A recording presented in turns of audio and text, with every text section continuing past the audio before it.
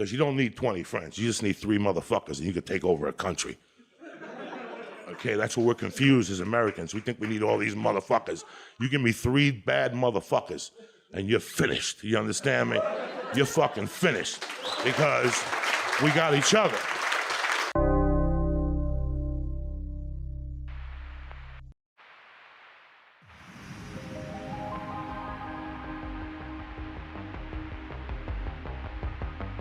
The following program deals with a controversial subject. The theories expressed are not the only possible interpretation.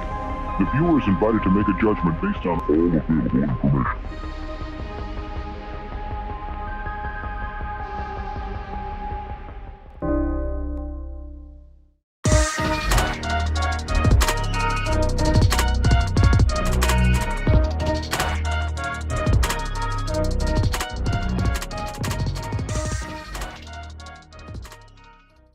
Ladies and gentlemen, welcome to another Wednesday night here on Beyond Wednesdays. It's not every Wednesday night that we have a superstar artist with us. Ladies and gentlemen, Red Hood.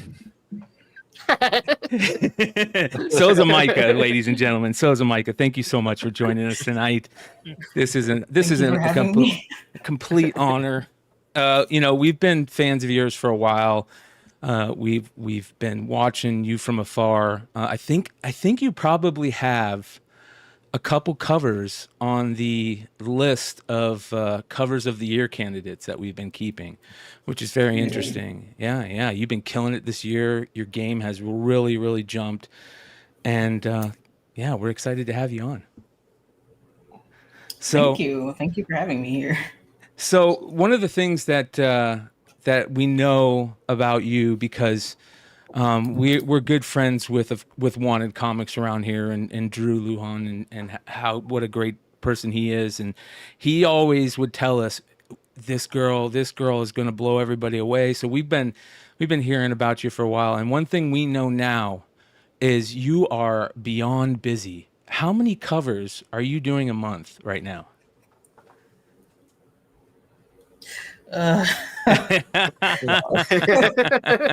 She don't even know it's so many. I think I have a giant whiteboard. It's taller than me, and it's over there. And I think there's at least like 10 different items on it. Oh my gosh! Wow. So is that like your to-do list? Like, And that's just the ones that I have to do. There's more. There's more. I pretend my whiteboard doesn't exist sometimes. I get in, I go, don't look at anything and focus on this one thing that you woke up feeling. You know how I do that? I don't have a whiteboard. So only successful people write down their plans. I'm just off the cuff and it's hurting me. I got to get better about the whiteboard. There's organizers and there's pilers. Yes. Look behind me, dude. I'm a piler.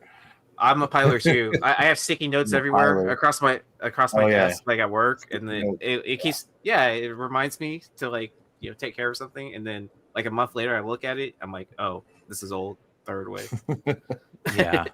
Yeah. I have like 7 journals and they all have the same lists in them. They're just like, oh, what was I supposed to do again? Let me write it again because I clearly didn't get it the first time. And there's a bunch of them. Some of the pages aren't even all filled out. They're just half empty. I'm ashamed. Go through my notes on my iPhone to get rid of old ones, and I realized that I just made a new list that looks like the one I didn't finish last year. Yeah, exactly. All right. Well, one of the things that I want to ask you first off is about your origin story, how you got into art and being an artist and drawing and doing what you do. What was that took you there? Oh my gosh. Probably just growing up with like cartoons and anime and stuff. Some of my earliest memories are of me drawing like the Powerpuff Girls or Johnny Bravo getting pepper sprayed by really hot women. I don't know what was going on there, but I remember drawing that and my grandma being like, Micah, what is this? And I was like 5, so I can't really explain that. You have a very high fashion sense. Where does that come from? So my mother was actually a seamstress, and she used to design clothes. And like when I was like small, she would actually make matching outfits. So I think it's kind of like always been something in my life. And then growing up, obviously, I was in love with fashion and design, and I used to hand sew clothes for my dolls and stuff like that. And Yeah. It's a big part of your art over the years. It's very fashion oriented, and I know you're a big fan of the fashion scene, and you keep up on it like a hawk. Am I right? I'm pretty tuned in on what's going on. Yeah. Yeah, yeah. It's I could see a lot of what you do, correlating over just straight to working in the fashion world, which is very interesting. How did you fall in love with comics? What was that road? So my dad is actually a huge fan of the Avengers and the X-Men. So when I was little, I would beg him to pull his like comic stash down, and I would read his books. And they were like the really old, like I think Jorge Lopez books, like that era mostly. And he had some other stuff too. I think one of the ones that sticks out in my memory was this one issue from the 90s of Black Widow, and she ends up getting kidnapped and has to like tear up her suit and like climb through like the sewers and like beat up all these assassins. And I thought it was the most badass thing. So I would always draw like spy looking women doing violence. Yeah. Did you go to school for this? Did you go to school for art? No, I'm self-taught. Wow. That's amazing. That's pretty damn cool. I would have guaranteed. If somebody would have said she didn't go to school, I'd be like, no, she went to school. It looks like she went to school for this. Thank you. I worked very hard. Yeah. All right. So now that we know that, we got to ask the question that I ask every creator that comes on. What was the first thing you ever had published? Do you remember it? No, I don't. It was like an indie project. And I've also worked for other companies. So, I mean, I guess if you want to specify like a thing, or if you want to just be general, I really have no idea at that point. But Really? my first, I think some of my earliest stuff I did for a client that made me sign an NDA where like I can't even, for almost 7 or 8 years now, I have not been able to show any of that work. Wow. And that was for his like comic project. I don't even know if he ever released it. So there's like a vault of old stuff just sitting there. I don't know what's gonna happen to it. Yeah, there's some creators that they'll send in stuff like to other mediums, and we try to keep an eye on some of those other mediums too. Like some old school creators, when they were kids, like Frank Miller, when he was a kid, he sent in a letter to a comic when he was a kid, complaining about the story and everything, shit like that, or like people that put stuff in magazines at first. And there's a lot of artists that have done that. They've worked on advertisements, or they've worked on something like that, which is always so interesting to us. It's always interesting to me. I think that shit's really cool. But I know most artists are like, don't show that, I don't want people to see that from 10 years ago, 20 years ago, that type of thing. So yeah, a lot of people think it's Black AF. I see a comment in there. That's not my first project. That's just I think one of the earliest ones to get published and wind up in public somewhere. Well, that's important. That's important. That wasn't your first comic cover though?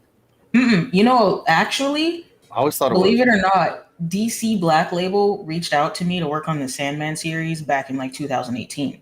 Wow. But they didn't end up using my cover. So nobody knows that I was a contributor on this project they had, Sandman Universe. I actually contributed to one of the character designs. I just wasn't credited for it. But I helped design the Urzuli Voodoo Witch character. I posted the concept art some time ago. from That's that. dope. But yeah, I was a nobody then, so they didn't care. Yeah, well, that's changed. You've been pretty heavy on DC work as of late. That's for sure. A lot of Was DC it this one? No, it was before that.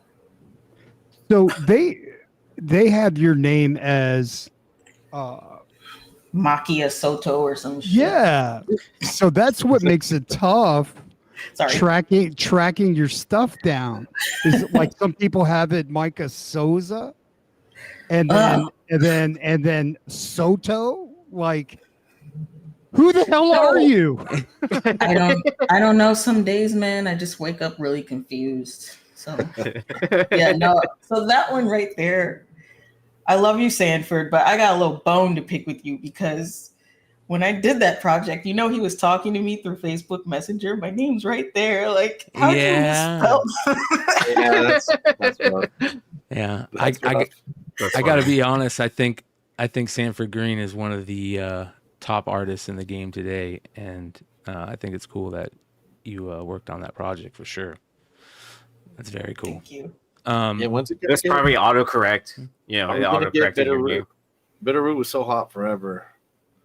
And I don't know. People forgot. I guess it's buying time on Bitterroot again. Yes. So like Sanford Green says the script is done, and so now the rest is up to whoever they get to produce it and direct it and all that good stuff and casting but I saw an interview with Sanford Green. He said the script's done and they're I don't know. Yeah. What's what number is that? This what one is that's a variant, right? Yeah, this one's number 3 and it's super freaking scarce. Okay. Yeah. You don't. And see I'm looking at a 9.8 and all I've got number pull the 1. trigger on it. If you don't by the time tomorrow morning, when 2,000 people, yeah, we're gonna make it sell. It'll be purchased. So yeah, it'll sell. Do you have the original art to this? No. Damn it! No, just playing. Well, I can make you one. I'm sorry. Yeah. Is right, any and right on it? This is the original art. Do you ever use traditional production on art, or is all your stuff digital? Mostly digital, but I do have an art piece back there if you want me to go grab it. Oh fuck yeah, I would love to see it. I was inking it at San Diego. I need to finish it. I might sell it. Yeah, hell yeah. See, we can start the bidding up right now. Yeah. I did get to see her iPad Pro. Yes. Yeah. A lot of stuff. It was very cool. Hood, this is what you were talking about the other day. A lot of the digital artists starting to work traditional and, hone their pen and that type of shit. So it's pretty fucking cool to see that. It's like Dinesh was talking about, like the artists should do their digital, but also do sketches like that so that they don't shortchange them. That is freaking amazing. Wow. Nice.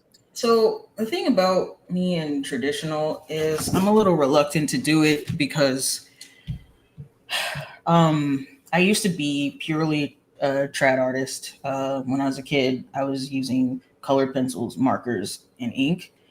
And when I was like 15, my mom, I told her like I wanted to start painting because I wanted to introduce more fluid color and vibrant. I was tired of using colored pencils. And she's basically just like, no, because I don't want you to fuck up the carpet. And I was like, cool.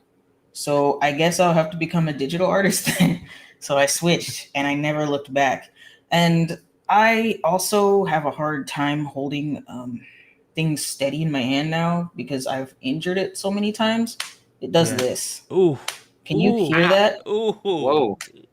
Yeah. That is hardcore. So like people come to me and they're like, can I have an original or do you do commissions? And I turn them down usually and I feel really bad because I'm like, but also like, do you want something with that like I can barely hold my hand stable to draw? Like I wouldn't feel good selling that to somebody. I need to spend quality time on a piece to make sure I don't mess up like that. Yeah. So well, you should just do that to your hand when someone asks you. Like, sorry, I can't. Or that's just your answer, just a click. They can't hear it because we're in a crowded ass con. So I'm just like, or you're like, and they're like, are you waving at me? And I'm like, God damn. So I would rather. Or you can clip this. You can clip this and then show people. Yeah, now there's evidence or like an explanation. What's that the X-Men character? Which Also, X-Men? you've shown so much time like on Twitch with your art though, right? Yeah. Actually, I could be drawing live right now for you, but I have my tablet here and my stylus, and sometimes I'll hop on Twitch and draw live and chat with viewers, and people ask me questions.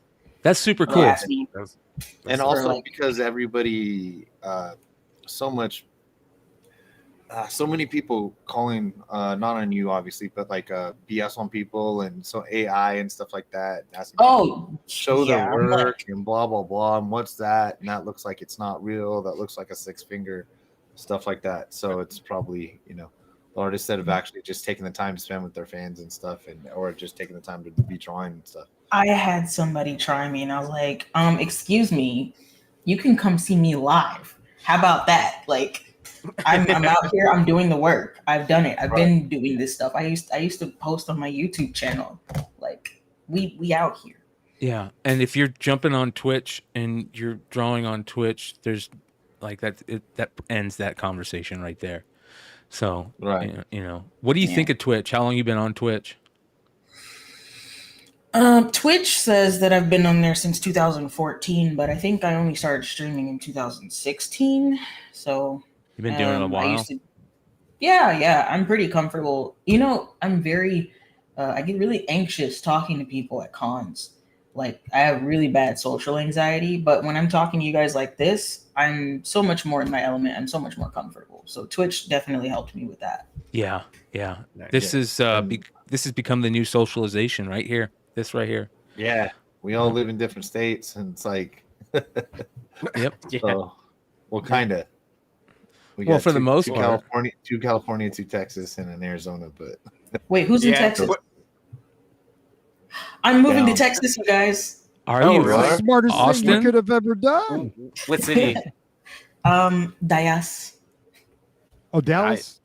Yeah. Okay. I'm in Houston. He's in Corpus. Okay, all right. I'm gonna learn how to ride a horse if it's the last fucking thing I do. Yeah, you don't have horses you have to go, anymore. Actually, I'm gonna find one. In Houston, there's people that ride horses still. Yeah, I'm already wearing my cowboy highway boots. medians. I got my boots on. I'm ready. Oh, they'll get you a pair of boots from scratch in Dallas. I even went bull riding yesterday because I'm preparing myself. Where the hell are you gonna live? Shout out to Mayday. I'm gonna be hitting up them country bars. I'm gonna learn how to line dance and drink like Lone Star and Shiner. I drink Shiner already, and Coors. Oh, okay. Yeah. So awesome, man. Mayday just dropped a $5 super chat. By the way, Micah, if you hear that fart sound, that's a super chat. That's not somebody farting. Last week, it's not me. Yeah, our guest thought it was somebody farting, and you have to see the clip. It's one of the funniest things ever. Anyways, we can move on. Shout out to Mayday. He says, "Is your artistic passion more for the fashion side or more for the comic side? Which do you love more?" I was more into fashion. My background, to be honest, like I have those memories and those, experiences with American comics, but I actually grew up more in the anime world, and then. Yeah, so I guess I would have to say fashion, but I like merging the two worlds. You were on my website earlier, right? Yep. There's actually something I can link you where I was tasked with designing outfits. Like it was sort of like a Met Gala for Black women of DC characters. Oh, I remember that. Yeah. Yeah, I designed them all gowns. And what was cool was that a fashion designer / seamstress took the designs I did and actually made them like physical models. So if you go to blog at the top and then click that fashion and comics collide thing right there. That. And then scroll down and then you can see where they physically, they recreated my pieces. Wow. For Nubia and Bumblebee. It's fucking sick. That is so sick. What I hope to do is when I can slow things down a little bit, I'd like to do more things like that and then collaborate with different creators and designers to make the pieces physically. That's pretty badass. Yeah. Oh, that's dope. That's smart too. That looks so good. Holy shit. Mm-hmm. It'd even be cooler if DC would make them into dolls. I mentioned it to them when I went to their headquarters recently. They seem to like the idea, but I don't know if they'll do it. You know what? You need to figure out how to make them into dolls. Yeah, make your own. Mm-hmm. Yeah. Well, I can't do that with licensed characters, but if I could make my own dolls, that would be dope. Yeah. Yeah. That there's a, we talk about it all the time, that whole Monster High, toy line. Do you remember that? I know. That you have that new comic coming out, right? So it's going to bring a lot of hopefully it'll bring more young girls or girls who are into that, into this, but you get more cool fashion stuff, and they know you're a comic creator. That's a cool little whatever they call that jump over thing.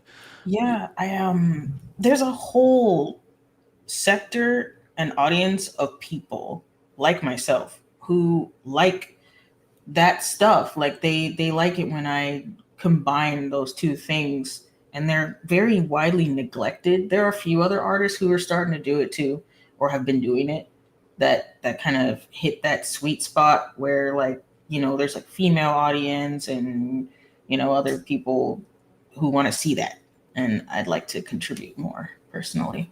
Yeah, fuck yeah, that's dope. But both of the big two we're doing that too. Even like Marvel doing the Hellfire Gala stuff. Oh yeah. Yeah. Yes. Yeah. So you could cross over the both. Pitch both ideas. What character would you like to do that you haven't done already?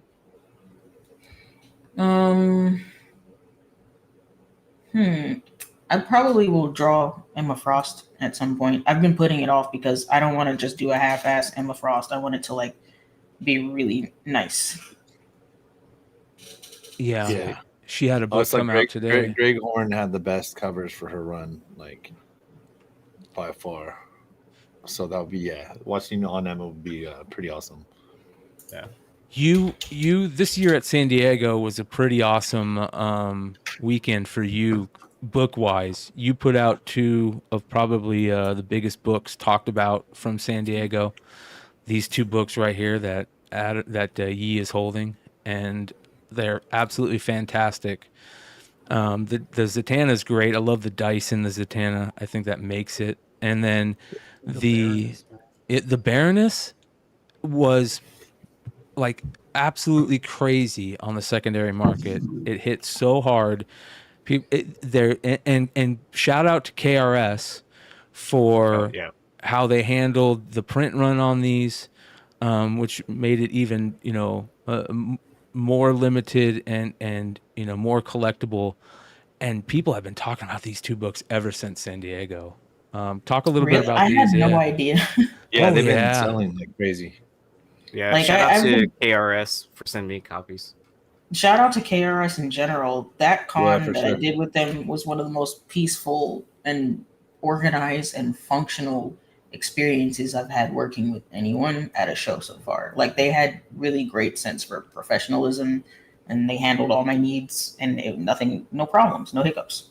Yeah, they've had a stellar reputation among retailers and people who would make store variants and show up at cons, or even when they sell boxes. I don't know about recently, but back in the day before that was like a hot thing or a hot topic or something. The stuff that you could get from them and the secret covers from cons.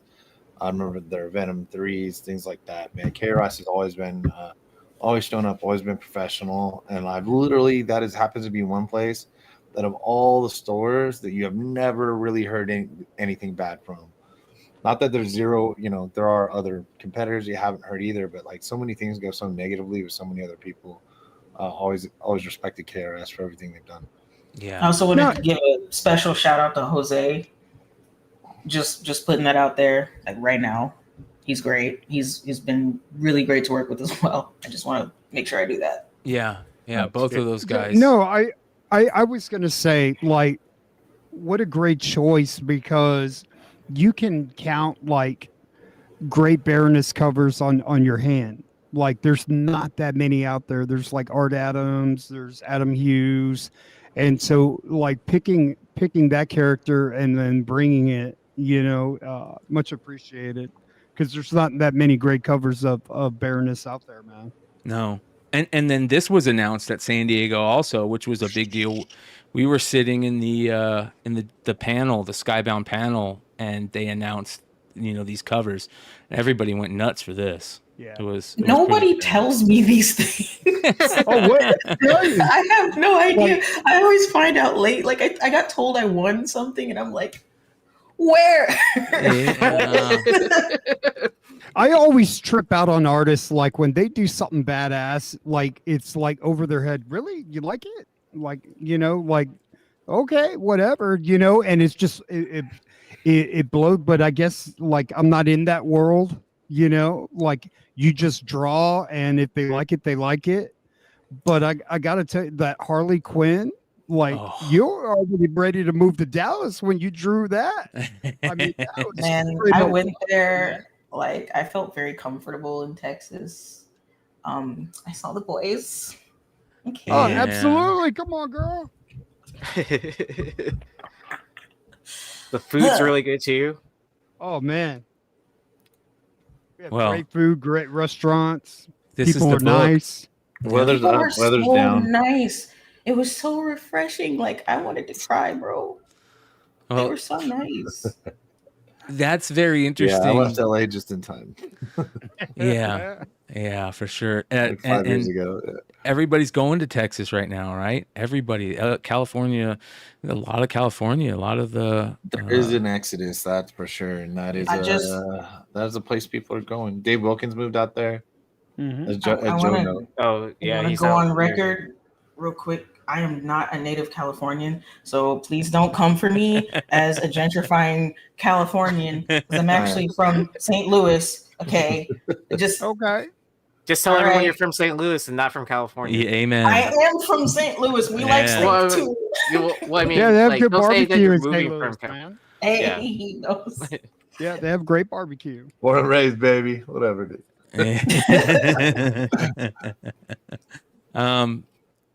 Something that is interesting. It is taxes. We talk about the good things that people do. We've talked about two really good retailers tonight that you've worked with, but being a young artist in the comic book game is a real shock to the system for a lot of young artists.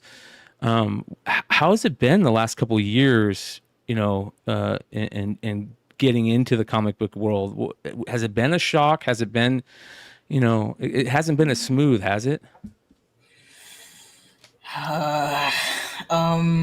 Who's picking on you, man? Let's go. Man, I gotta list some people who need to catch hands. Honestly, we hear that shit all tell the them time. tell them to retire in front of a whole bunch of people. Like, Yeah. tell them it's time for you to go. See, Right? That's I all don't you wanna got to be do. mean. I don't want to be mean, but I have been tested by some individuals, and it's just like my background in working in the art industry prior to coming to comics. Like I've worked for companies like Wired and like Under Armour and Riot Games and like some pretty big companies, and their corporate structure and the way that they conduct themselves within those structures, they're very on top of that stuff. So some of the behaviors that I have encountered, I was not prepared for. I was not prepared for it. And it was like getting like kidnapped by pirates. Yeah. A little bit at times. And some of them act like it. I'm like, is this even legal? Yeah. Like, how are you allowed to do this stuff to people? And like, why do I have to go through this channel and this channel just to make money that I'm the one who did the work? Yep. Why am I getting squelched? We're hearing a lot of that over the last 2 years, right, guys? A lot of those like art management houses or whatever they call them have been called out. We just recently had Jen Bartel come out and talk a little bit about how the big publishers kind of act sometimes, and it's not a great place for comic book creators right now. And surprisingly, that's really surprises me, especially for some of the big two publishers. You're putting out quite a bit of big two publisher work, and you know, Yeah. it's Yeah. very interesting. I think So in my case, oh, I'm sorry. No, go ahead. Go ahead. I was just gonna say I'm very blessed and fortunate because I've always run my business myself. Like I've always been very like I like to see numbers. I do my research. I have to have. I'm very hands on with making sure that certain like my store, my business things are run a certain way. And when I started getting bigger, it grew way too fast. It grew way too fast. And then I had to start taking people on. But then I ran into a lot of people I could not trust, and they handled my stuff very carelessly. Even to this day, I'm still cleaning that mess up. But what I was going to say prior to that was just I'm lucky that I have that experience and I'm willing to get my hands dirty and be involved in the business side of things. A lot of artists, however, are not. So I can, for as much as I've been screwed over, I can only imagine what some of the less like involved artists deal with. Yeah. The thought of it really makes me anxious. Yeah. Well, you know, let's be honest. You're also a female working in an industry that is dominated by men. And whether it's men, buyers, you know, collectors. The most of the fan base are men. Most of the industry are men, and that can be a little daunting, especially when let's be honest again. You know, comic book fans can be kind of weird sometimes. So, you know, some of them are very disrespectful. Yeah. Like if I'm talking to you and we're talking shop and we're trying to make a deal, don't tell me I'm gonna look pretty if I smile for you. I'm not here to be pretty for you. We're trying to settle on a deal. We're here to make money. This is a business. What are you talking about my face for? Yeah. Yeah. We've heard those stories quite a bit. I've seen it with you, and then the one picture in the pictures list. Yeah. And then, I don't blame you. From the they're always trying to make me take I hate taking photos and people taking gross pictures of me like without my knowledge and then uploading them. I'm just like, why do you feel like you can it's disrespect? Yeah. I'm a person, bro.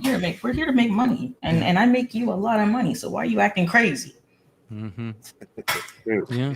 I think the thing is also with this is so in the last 5 or so years, the door has been open. Marvel and DC, all the publishers, but especially they've been opening up to retailers that have created the store variant.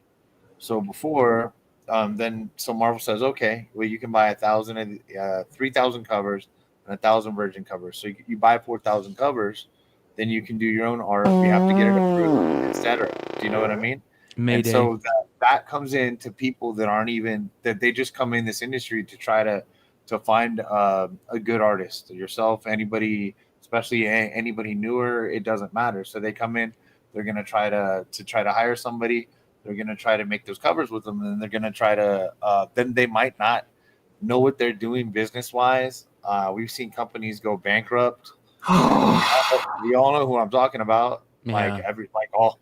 Everybody sitting here knows what I'm talking about. People going bankrupt. There's a few, but I have personal beef with that guy too. Yeah, you can't run unless you're like old school successful with some sort of cash to back it up. You can't run a business on credit cards and then just assume you're going to catch up. You can't do that in regular life. Why can you do it in business? You know, it's hard to win the lottery. So when if you don't pay people, the word gets out, and then I don't know. So I don't understand how anybody that people that don't know would ever support anybody that did this to any of these artists or anything like that again. So it's good to get things. And what's worse, they talk about us behind our backs like we're a bunch of racehorses.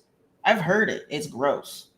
Well, you know what's interesting about that is I think that, and I've talked about it before, I think that, you know, they'll anyone that can get stuff in on a timely thing, I don't think they care, you know, about how good it is or being nice to somebody, or because they just want to get something in on time that they can put out. And I've heard that a lot lately. I never would have thought that 5 years ago. I would have thought, that these companies were run in immaculate ways, like you were talking about, like places like that you were There's mentioning. no communication. None. Mm-mm. Yeah, they don't None. know. And no, go on. They don't know what each other each department is doing. It seems like they don't make the right decisions on art ideas and writing stories, and it's all bad. It's very rough right now for those two companies. Also, like, if you really want to make it, then basically as an artist, you have to become a retailer if you really want to make any of your money out of doing this, because the artists are not paid very well. It's not livable, especially for me living in California. I certainly, like, I have to run a store. I have to start selling comic books. I never thought I'd be selling comic books. Yeah. Like, I just wanted to draw pictures, but now I have to. That's why you need part of the print run.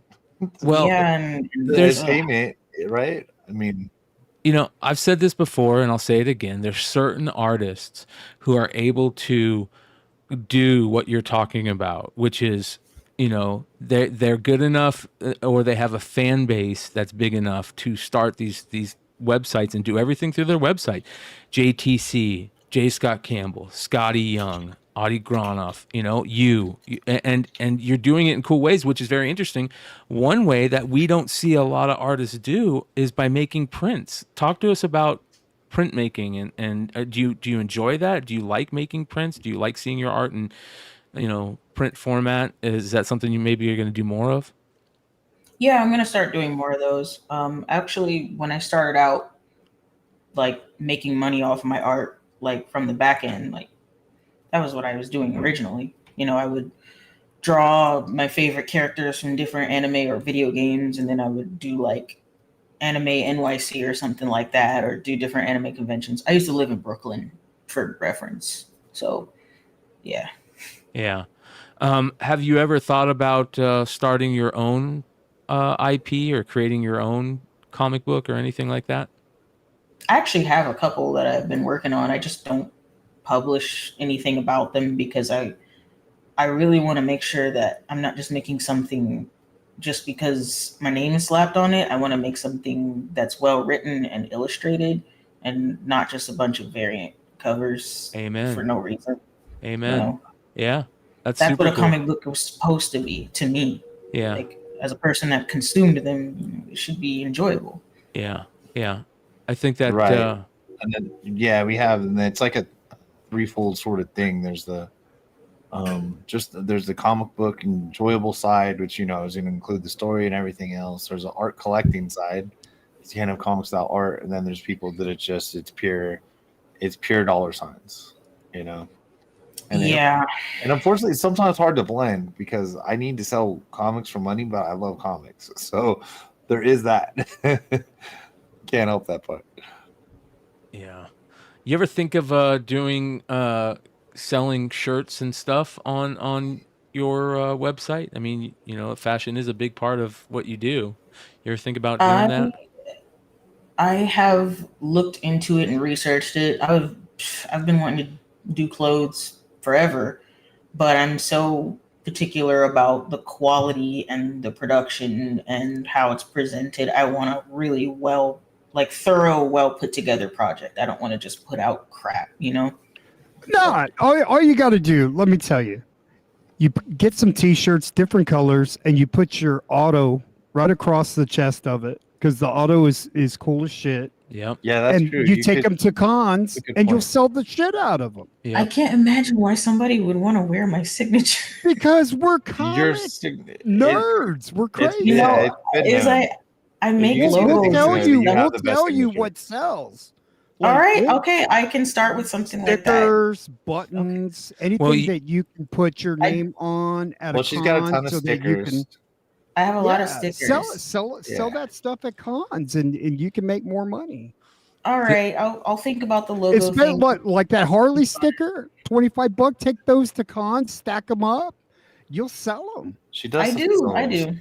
I sell them at cons. I promise. I swear. Well, you need a I hype promise, man. You need a always. hype man to go like, hey, you leaving? You leaving the table without taking the sticker? Where are you going? You're not going to buy a sticker after she signed this for you, right? That's what you need. I don't know. know I've never seen people not at her table. Is the issue? That's why I stop by. I just go like this. I'm like, I just want to make good quality stuff. I don't want to take my fans for granted and make crap. You know, that's just. These are great. I mean, this foil with the hollow ivy sticker, that's beautiful. That's badass. All these are great. I think these are. And you can get a company to that can fabricate the dolls that you want, and you can put them on your website and sell them like that. I'd eventually like to, but I need the capital, and as you covered earlier, artists are not very well paid. Yes. Yeah. Yeah. Well, I do have a Patreon though. Oh, there you go. Yeah. So here's the other thing. You're also doing a lot of work creating covers. I mean, you have one of the most beautiful Absolute DC covers that's coming out for the Wonder Woman stuff. Talk about working on that project. What was that like? Working on Wonder Woman? Yeah, no, the Absolute DC one, the new design with that crazy huge sword. I'm bringing up the document right now. This picture or this cover is absolutely beautiful, and I don't know if people have seen this other than maybe looking on your site. Here we go. This right here. I haven't posted it anywhere. Like on my socials. Look at that, dude. Holy shit! At first, I was like reluctant to take it on because I typically try and stick to the classic design versions of characters. Because I like to cater to the fans that like the classic stuff typically, because I usually do. I like old stuff. But I was like, actually, you know what? I draw really scantily clad sexy women a lot. I'd like to switch it up a little bit and show women looking powerful in some armor, diversify a little bit. So yeah, it looks great. It looks really awesome. Good. So this is going to be for Absolute Wonder Woman #1. Absolutely beautiful. That's so good. Yeah, that's so good. That sword's gonna hurt somebody, man. Yeah, I like that. How absolute that could be a paddle, right? Yeah. Hey, she's like, hey man, what happened to the lasso, man? I'm sorry. Yaoi paddle. Yeah, there you go, big old. Yeah. All right, we had another super chat real quick. Let me grab that. Shout out to Mayday. He says most artists have hidden hobbies, video games, Dungeons and Dragons. What's your hidden hobby? Do you have anything that you do other than drawing and fashion, stuff? I collect shoes and jewelry. Does that count? I also like. That counts. Oh wait, I am a ballroom dancer. Oh, we got to talk about that. We got to talk about that. I have 2 guitars. That's why I practice guitar sometimes. So there's a famous story. I forget which con it was, but there's a famous story of it. I think it was Nerdy Girl's birthday, and you got on the dance floor and absolutely destroyed. And I remember talking to Danielle about it, and she's like, that was the most fun I've ever had. She's like, SOZOMAIKA made it the most fun birthday ever just because of the dance, being on the dance floor with her. And so I like that you say, yeah, you're a dancer. That's pretty crazy. Look at that. Yeah, but I was acting a fool at that party. No way, dude, that was fun. That was a like rooftop whatnot party. Okay, but I actually have like formal ballroom dance training. I don't mean that kind of dancing. And it was just a bar, but it was a we were so ignorant. Well, my favorite in Chicago was whipping Drew live on whatnot in the sign. Yeah. So. Oh yeah, I can actually crack it. Yeah, I got really good at cracking it. We're like every book over $100. He doesn't want me to do it now because I Drew got way it. better at it. I could show you actually if I knew where my whip. Dude. Yeah, that shit's great, man. That was a good story. You can show us, but I think that Drew definitely needs to feel. Yeah. Now, like, have you made a lot of other friends in the industry that you can call them like a confidant, call them up and say, hey, what do you think? Or is it, you know, every girl or every man for themselves type of? No. I think that most of my beef is actually with retailers. Oh, okay. I don't have any artists that I have any issues with that I can think of that are in the industry, that like comic book industry. Like I've had some that they've been nothing but good to me. If anything, like I've told them about like, hey, this is what's going on. And they're like, whoa, that's fucked up. Like you don't need to be in this. Or, hey, does this rate look right to you? Because this is what these people did with us. And, like, you know, we'll talk. Jeff DeCall has always been really cool with me. Terry Dodson's always been kind to me. There you go. God, I have to remember some names. Ariel Diaz is tight. All great artists. Yes. Rose Besh. I actually used to follow her art when I was in high school. Wow. Yeah, I've known Rose before she even got into comics. I actually knew Peach Momoko before she got into what she's doing now too. Remembering all the names. Oh my gosh, there's so many. Yeah, I need to put together a list. Some OG Peach work that I like wouldn't have seen. Oh yeah, people like man. Like, look at this. I was like, oh Jesus, okay. Her old stuff, it's my personal favorite. It was sick, like super detailed. She was drawing these really cool ass cars with like these schoolgirls on it with weapons. It looks very different than what she does now. I still love her art though. No, not discrediting anything. She's hardworking. She puts out a lot of stuff. And she's also worked her butt off in the same similar situation where, you know, she goes to cons and there's people getting in fights in her lines and, you know, all this craziness. What the hell is going on, man? She also did some really cool horror work. I remember the stuff that she was doing early on was very horror-esque and really, really cool shit. Those old school art magazines. Is there any artists that you really love that you haven't met yet? Any artists that what? You really love that you haven't met yet, that you're like waiting that you want to meet them at a con, that type of thing? Most of them are unfortunately deceased. You're an old school I did meet do for all of us. Actually, a few other people I forgot to mention. Adam Hughes has always been really nice to me. He's very sweet. That is very interesting because I'll be honest, when you first showed up on the scene, that was one of the things that we would say. You have that softness that in your art that Adam Hughes has. Thank you again, Wilbert, for the $9.99 super chat. You gotta change that when we have guests. Dude. It makes it even better. It makes it even better. Red Hood. That's it. Okay, never mind. Wilbert says Red Hood is the biggest Peach fan. So there you go. I'm a fan of SOZOMAIKA, and I can prove it. Yeah, I know. Break out a stack of books. Yeah. Anybody wants to chat. I know Big Lay's got a lot of books, but that's cool that you talk with Adam Hughes and that he's seen your work, because like I said, you have a real close Adam Hughes kind of style, that softness that he has. Same with Terry Dodson. Lighting. We have the same influences. Alphonse Mucha and Rene Gruau are like two huge ones for me, and I think in his art book he references them in there. But like, mad respect, to be honest. Yeah. You know what? There is one artist I wouldn't mind meeting, and his name's Rockin' Jellybean. He's Japanese. I don't know if he ever comes to the States though. I gotta go to Japan. Yeah. That's crazy. Yeah, I don't know who that is. Rocket. It's not comic art then? No, he's like he does like exploitation posters. I really love like grindhouse, like gritty old school stuff, like Tarantino films type shit. For sure. Yeah, here he is. Let's see if this is him. It's gotta be careful when you pull that up. We all immediately careful, because some of that stuff might get you in trouble on YouTube.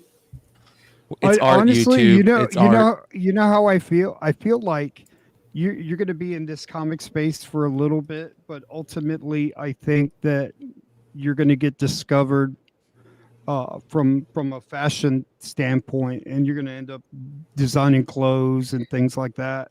I mean, it kind of just feels like. She already does design clothes. Yeah, but like, started to make them. Like no, like where she would just completely leave comics because her time would be spent in the fashion industry. That's kind of like your work is too good. You just look at it and it's just like comic art's the best art, man. I agree. Yeah, I know. Don't kill our dreams. I know, but like this lady here, I mean, oh my God, look at this. Very talented. Yeah, these guys are. He's just sick, man. He's so good. That is really. And those are. He has OAs, by the way. Wow. His work is it's a little up there in terms of like harder to get his stuff. Yeah. But he has a really great art book on Amazon. Look at me plugging this man. Look at this. I did message him once on Facebook though. Oh yeah, I see what you're talking about, the grindhouse type of stuff. Yeah, I think that one's referencing one of those weird prison escape movies from the 60s or whatever. Look at this. Holy cow. That's badass. Jesus. Yeah, this is a great artist. I'm glad you mentioned him. Adding to the list. That's always fun. Yeah, we're big fans of finding really cool artists on IG. I think that's one of the best places to find new cool artists. Is, just follow a lot of artists, and you always have something pop up in your feed that's fresh. And another good one is Sway. I'm sure you know him, right? Oh yeah. Oh yeah. He's dope. Yeah, we love him. There's a new artist that we've been talking about that just showed up on the scene. That has got a book out. I don't know if you've seen it. Let me go ahead and bring this up. And we don't know much about him, but he goes by Zaf, and he did a book called Tales of the Bizarre.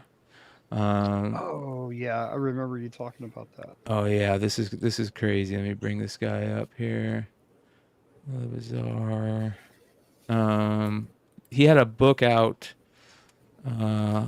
last week that got really hot. Where is it? Tales of the Bizarre. Who is it? Zaf.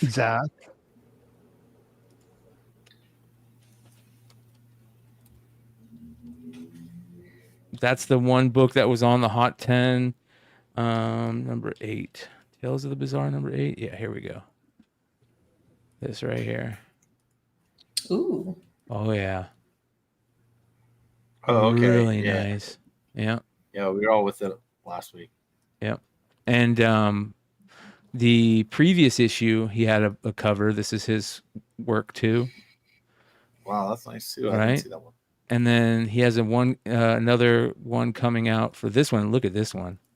This one is like crazy grindhouse horror. Yeah. So here's the thing, though. We don't know anything about him. Like, I can't find where he's at. We've had people say that they think this is him on, social media or something, but he goes by Zaf, Z-A-F. And these are the 3 covers that I know about. And I think he's going to really blow up soon, too. So really, really good work. Nice. Yeah. I like all that. That's for sure.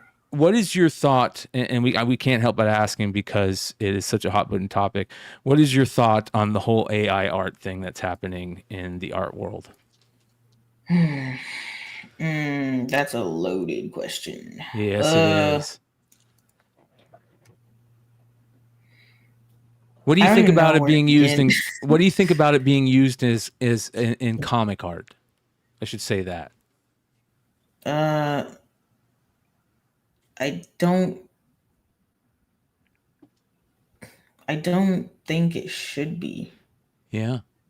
Interesting. Yeah. Especially in the capacity in which it exists. Like something I've noticed, I don't see a lot of people talking about it except for explicitly in the art spaces, but like AI itself has been a part of art in a way, technically, for a while, because artificial intelligence is used to it's part of the tools we use in Photoshop, for example. So like, let's say you use like the healing tool, that is artificial intelligence. But to basically just type in a prompt and then generate a cover and submit that, absolutely not. Like in that sense, no.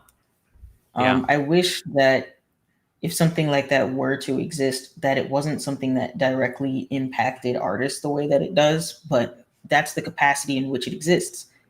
It should not be like this. Like the fact that I know I've been sampled, and I have friends and people I know who have been explicitly trained.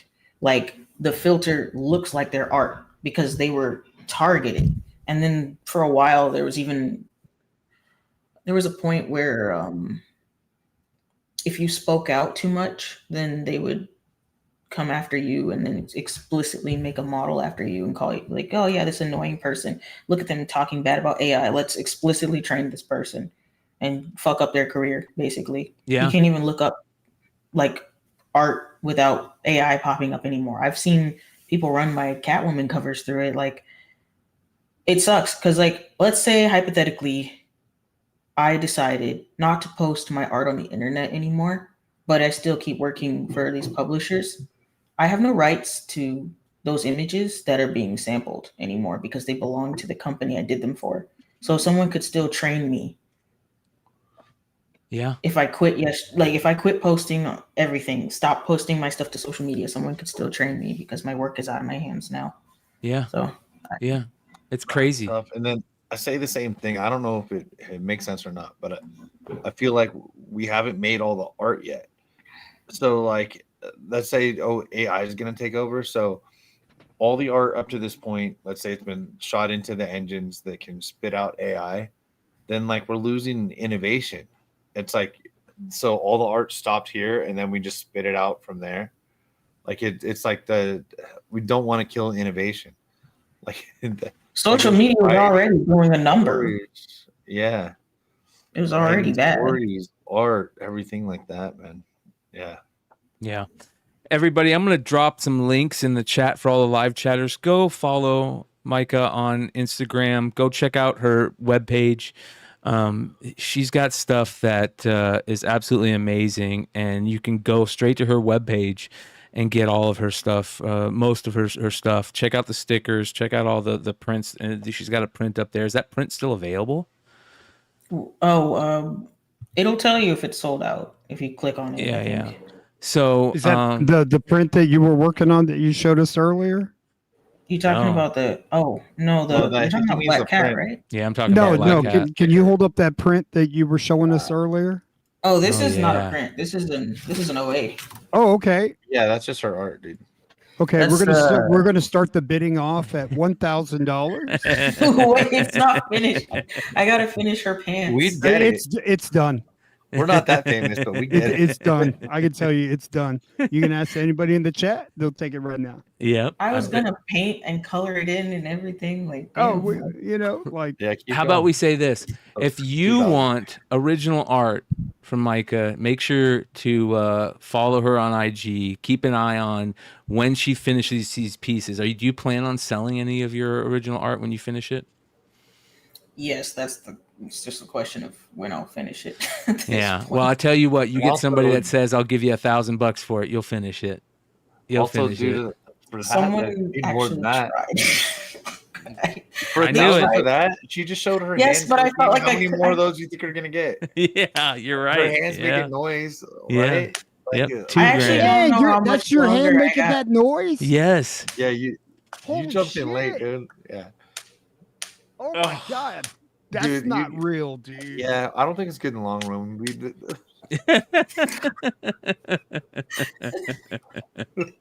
Let's party. Yeah. You have that stuff. You also have the G.I. Joe #1 cover coming out, which is awesome. It's got Baroness on the Joe side, which is really cool. Another great Baroness cover. New costume. Yep. And so a little less. Yeah. And then Yep, of course. Make sure you guys go check out KRS Comics for anything that she's got coming out with them soon. Again, this Wonder Woman that's coming out is fantastic. Is this going to be a retailer exclusive, or is this going to be an incentive through DC? Do you remember? It's an exclusive. So it's going to be through KRS, and then I'm going to have a version of my website as well, I believe. Awesome. Nice. So that's the way to do it. They're saying I have a horror movie hand. Wait, hold up. Let me just. Yeah. Oh shit. That's good. Horror movie hand. I'll be picking on Soza, man. Yeah, Jesus. Here's the other thing. You've done live selling. Do you plan on continue doing live selling through the live selling apps, or are you going to try and put everything on your website? What's your plan for that in the future? I would hope to eventually go back to a live selling app. I just had a really bad experience last year with it, and I gotta work myself back into the space of being able to do that again. It's a lot of work, and that's one of the things that we did see. We saw when the pandemic happened, a lot of new people got into this industry and into this business, and they kind of created businesses that maybe they weren't ready for, and things happen. So, Yep, for sure. I think that they're great platforms, but I really hope that your website can be the place, do something like Scotty Young does, because I think you're a talented enough artist that can pull that off in a big way. He sells like a napkin sketch every day for like $500. Yeah. Just yep. And then it's a good buy. You can resell it. So yeah. So, well, listen, I don't want to keep you much longer. We've had you on here for almost an hour and a half, but I'll tell you what, I think that what you're doing and how you're doing it is amazing. Keep doing what you're doing. And we'd love to have you on again if you're down next time you got something going on. Awesome. That's great. Absolutely. Yeah. You got to come Anytime. back. And look, make those T-shirts. Make them in blue. Make them in white. Put SOZOMAIKA on it. I guarantee you'll sell them out. I guarantee you pay what, $6 for a T-shirt. You can sell those suckers for like $30. Well, I promise. Before you go, we have one last question from Mayday, who says, and this is a great question: have you ever cosplayed, and if so, who? I've done a few actually. I don't know if I can get it to show up on the screen. I've cosplayed like Chell from El Dorado. I cosplayed Janet Jackson. Oh my goodness. Yeah. I did Wednesday Addams. I have my Wednesday. Did you end up with the Michelle Pfeiffer? Oh, look at that. Oh, man, that's good. A good one. That is good. Please excuse my busted ass nails. I did a Darth Maul cosplay. Get out of here. That's badass. You said Michelle Pfeiffer. Michelle Pfeiffer Catwoman was your favorite. Did you end up doing exactly that? No, I haven't done that one because I need to find a quality place to get the suit made. This one's Janet. Oh wow. Oh, not bad. That's not good. bad at all. Blown out a little bit, but Miss Jackson, if you're nasty. Yeah. Yes. Speaking of that Catwoman is going to go down as one of those books. I agree. Where 10 years from now, we're going to be pulling out that SOZOMAIKA book, and people are just going to be like, "Oh yeah." And the second print. This? Yeah. Ooh. Let me put that up here. I have like a lot of different costume looks because I used to also pose for other artists to draw. So I have a lot. I used to go to cons in costume too. I wore a cat suit to MegaCon one year, and I learned my lesson. Yeah, I was about to say. I cannot ever wear something like that in public again because people do not they don't respect boundaries whatsoever. Nope. They're crazy. But that's the good thing about it's Comic-Con. There's tact is not the wow. Yeah. It's like a Harley Quinn type thing. It's not Harley, but it's a clown. Whatever. That's the cool thing about cosplay. You can do it in ways where, people don't know it's you, and stuff like that. Well, I was going to ask her. Wait, hold up. I got that too. Sorry. I was gonna ask SOZOMAIKA, like, who is the most unique fan you've ever encountered? In a good way. In a good way. Oh, in the good way. Either way, or a bad way. Yeah, just give us both. How about that? I'm kind of nervous to talk about the bad way because probably watching. Yeah, I don't want to get right. myself better not say nothing about me. What about in a good way? Tell us some good fan stories. Oh, here we go. Who's this? Aaliyah? Oh wow. Oh, dude, that's not uncanny, really showing man. up very well. That's messed up, bro. Yeah, that was Make good. family members cry and shit, dude. Right? It's like, oh my god. That's when you know it's good, right? Yeah. I've had lots of really great people come up to me at cons. Sometimes, like when I go through all this bad stuff, you know, we haven't even covered some of it now that I think about it. But when I go to cons and then I meet like those people that they're just so sweet and they actually talk to me like a person and they're not all weird, like it reminds me like why I can keep doing this, because otherwise, like why am I here? Like I just go back to drawing anime titties. Yeah. Off. Yeah. You know? Yeah. Yeah, for sure. For sure. Well, again, but that we get that sometimes. Yes. Too. Just like I don't. Yeah. I don't know. You know, you don't want me to think that you're on stuff like that, but I'll have people come up just be like, "Oh, I'll watch the show." I'm like, "Cool." I'm like, "What's your name? name?" You have a name or something like that, or that like we have, you know, or somebody will like, just walk by you and go, "Love the show." Like you, but it's Comic-Con, and like I look like this, and I'm taller than people. Brian looks like that. Like people know what. You know, can I have a picture? Yeah. And it shows. Oh, nobody wants my picture, but like, but like it's just give me your name at least. Like, not asking a lot. Yep. Well. Yeah. We appreciate you coming on tonight, and we're gonna pester you to come back. And you're welcome anytime. You know, you want to come hang out. Bro, and you nailed it something. with that Aaliyah, dude. Yeah, like, that was impressive. That shit is like dead on, dude. That's not right. What? Thanks. Bro, James had to drop R. Kelly into the chat. Come on, man. Ew. no, not like that. It's just the like it's uncanny how close like you nailed that. Dude's like, you know what? You know how like Jeff DeCall? Have you ever met him? Yes. No, I haven't met him, but I've seen him. Know him, but yeah, definitely. He's got curly blonde hair, like Justin Timberlake, sort of. So there's a picture of Aaliyah and Justin Timberlake where they're all like this together. Oh wow! I posted in my stories and I tagged. That's good. That's good.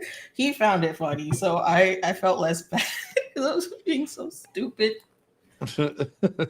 He's another one that is absolutely amazing, really amazing. His art is some of my favorite. Oh God, personally. Yeah. Oh, you know somebody else you should know about? His name he goes by Constant Risk of Fire, or Davy Go on Instagram. I think I've heard of Davy Go. He must live by me right now. He's in contained Jamaica. One of these fires yet. Wow. Yeah. Stay away from Jay-Z. Yeah, that's. I think I've heard of Davy Go. Yes, we talk like every day. He's amazing. Love his art. More people should know about him. Oh wow.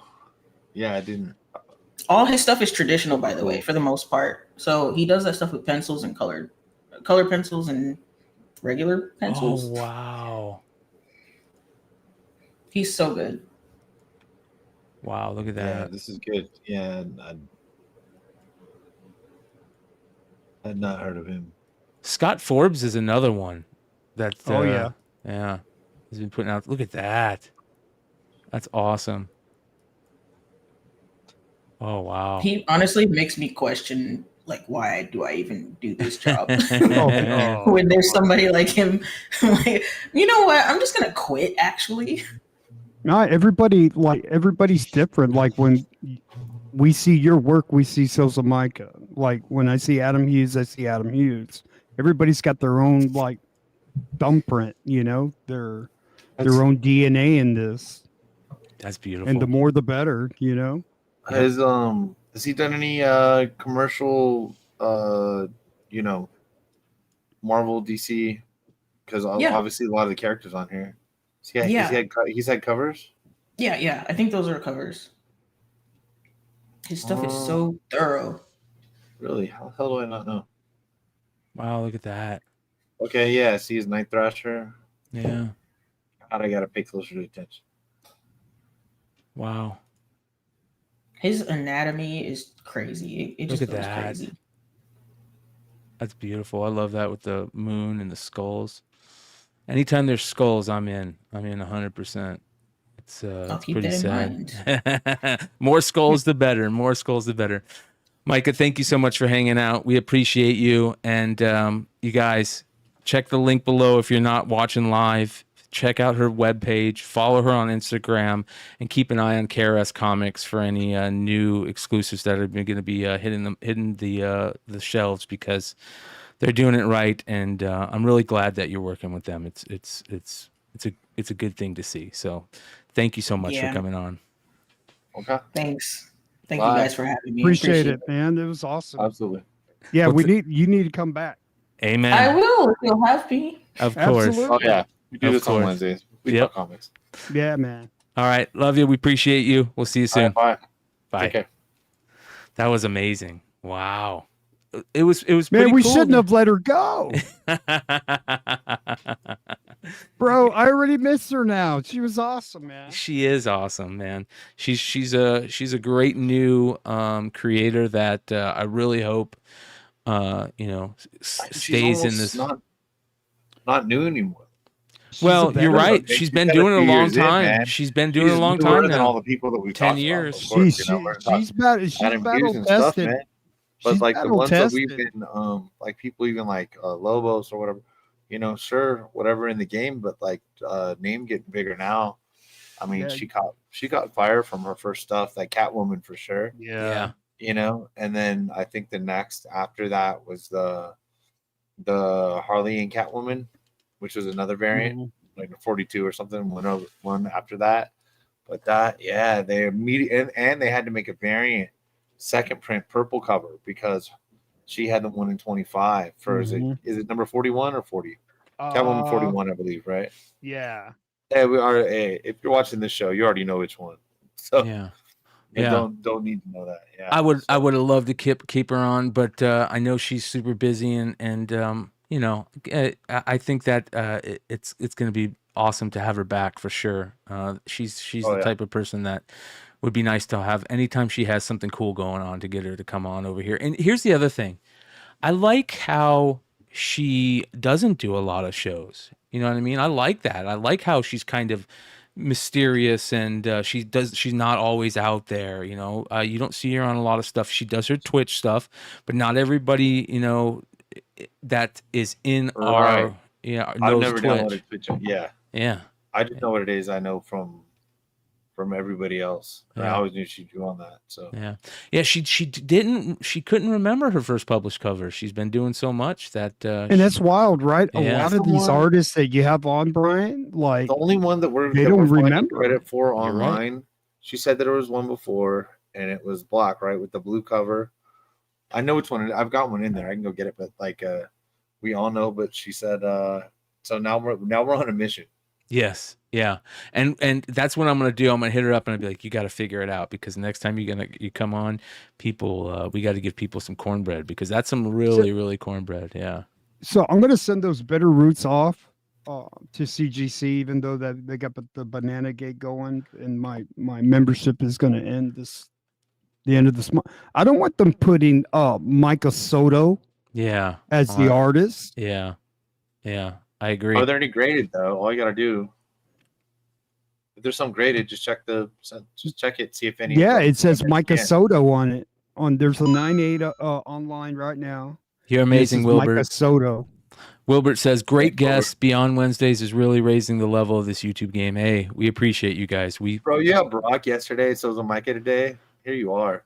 Well, I only got halfway through the Barack show. He's a special. Like, I kept talking to the TV, and I'm like, God damn. He's special, man.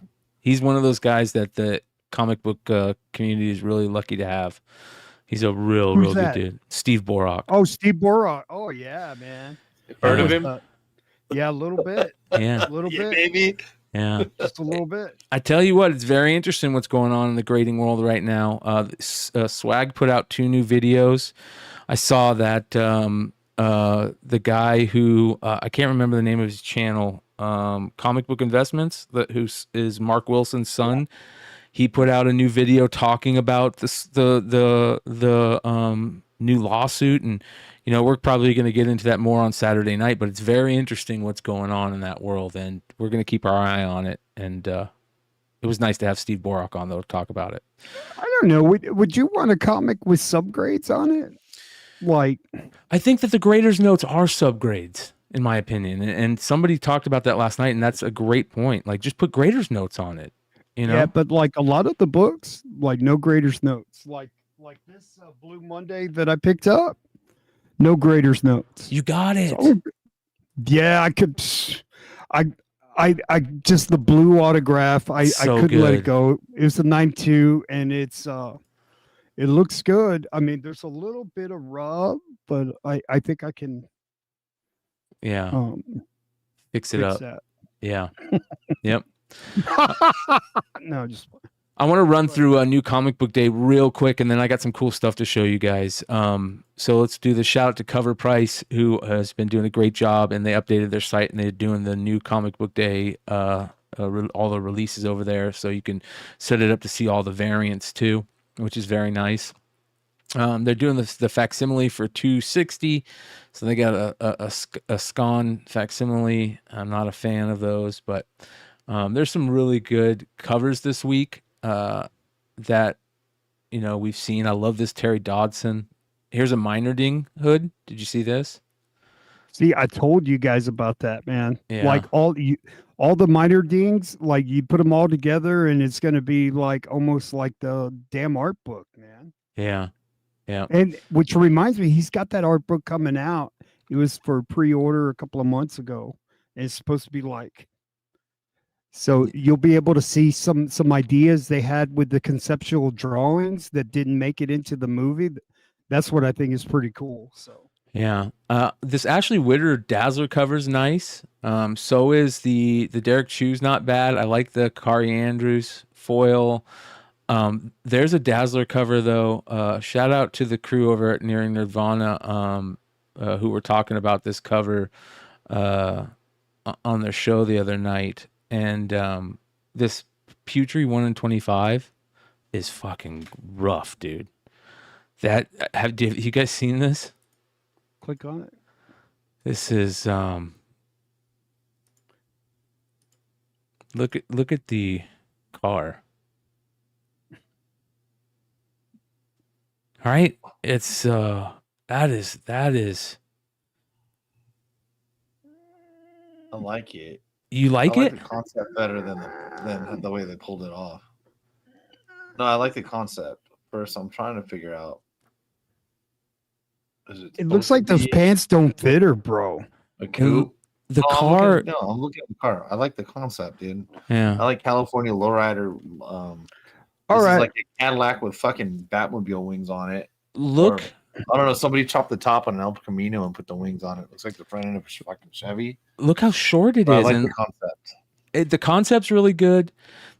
And by the way, again, shout out to the Team Nerd Herd crew on their Cover Lovers show. They talked about this, and I happened to was watching when they're talking about it, and I agree with them.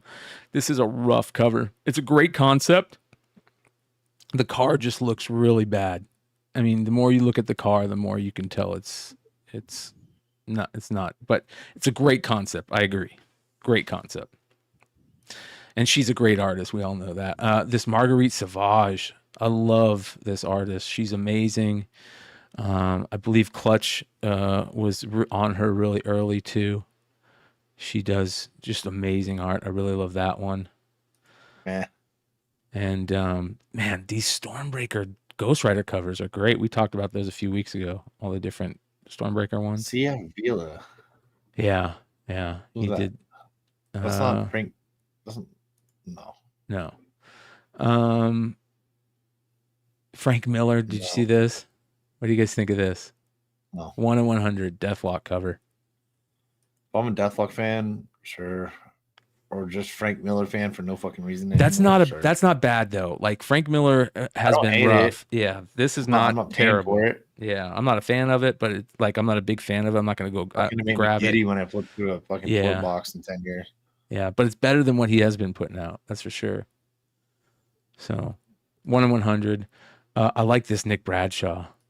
Nick Bradshaw reminds me of Art Adams for some reason.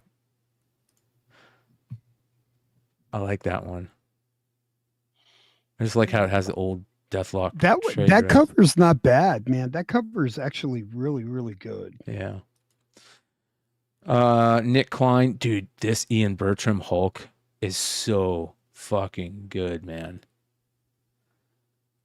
So good. It reminds me of like old EC horror or something, you know? Just crazy, weird, creepy vibe to it. What is that fear of like, there's a fear, something that where you have the fear of like holes like this. There's people that like see something like this and they freak out. It's called something. I can see that doing a lot to a lot of people. Scotty Young, 1 in 25. This is going to be a monster. Hey, look at that minor ding, bro. Yep. Yeah, there's a ton of them. This is going to be a monster. That's always a minor ding. That's just, is that like German for small penis? I'm saying like the reason I'm on that artist is almost like he did what Ralph McQuarrie did for Star Wars. A lot of the renderings you wouldn't even have like the costume and the the appearance of how these actors looked in their outfits. He like drew the conception for Iron Man and Black Panther and all their uniforms, Spider-Man. Like that was him. That he drew that. He created that. You wouldn't have had that look from Marvel without him. Yeah. That's how important like his art was. This is going to be a monster. That's going to be on the Hot 10 guaranteed. Dude, these are so good. This right here. All right, there's a virgin for it. This is the Arita, the guy, the Pokemon guy that was doing all the Usagi Yojimbo the Crow variants. Look at that. Arita. Did you get him from Comic-Con? That was Vinny who got sketches from him at Comic-Con. Mitsuhiro Arita. No. He was at Stan Sakai's booth. I mean now. Look at that. It's a 1 in 100. Variant. That's what I'm trying to say. And then the all three of them are good. So, but man, that Mitsuhiro Arita one is amazing. Pete Woods, the regular Spider Society. That's a great cover for the Spider-Man 2099. Dude, you have some really, really good Spirits of Vengeance cover. Look at this. Look at this Declan Shalvey 1 in 25. There's like 3 really good covers for this. The Declan Shalvey 1 in 25. I like it. This is a retail. I think this is a retailer exclusive, but it's freaking awesome. Derek Chu with the flame skull. It's beautiful. And then there's an EM Gist that's really good. Great Ghost Rider cover. Chains. No, yeah. There's an Arita book coming out. You'll see. Oh, there is. Look at this one. Scotty Young, the bicycle. That's going to be a big book. That. Yeah. I like the Vincentini Stormbreaker. John Jang 1 in 25 for Darth Vader. What do you guys think about this? You see it? I like that. What's going on with his hands? Yeah, I don't know what's going on with his hands, but I do like that. He's got arthritis. Yeah, maybe. Oh, shit. That's Oh, I've crazy. got to love that Emperor cover right there in the middle, dude. Oh, yeah. Yes. Yes. That's a connecting cover. That's really badass. This Albuquerque, this is a 1 in 50. That's really good. I like that. And then a Coquetto second print for Ultimate Spider-Man #7. They're doing second prints for that high. 1 in 25 for Ultimate X-Men. That's not too bad. And then I like this Del Mundo one. Bunch of Peach stuff. This KRS Comics Peach that's limited to 600. That's interesting. Chibi. The Baldeon second print Venom War. The Clayton Crane second print 1 in 25. Horse cover. We've talked about this. This is going to be a big book, even though it looks horrible. Yeah, that's the second. How about the print. horse in the? Oh, sorry, dude. No, I was just at. That's the second print, right? 1 in 25. Yep. How about the horse in the trailer, Brian? Did you get excited? Yeah. You're all excited about this Venom horse. This motherfucker showed up on a trailer for you the next week, dude. I know. Todd Knock. I like it. I thought you really would be excited. I just don't like Clayton Crane. I don't think this is good, but I do like the Venom horse in the movie. But I just don't think. That's terrible. That's the worst art I've ever seen. Yeah, it's horrible. Look For at this. a wizard, I mean, Jesus Christ, he woke up off his game, dude. I know. He didn't go to conjuring class that morning? It look. What's wrong with that guy?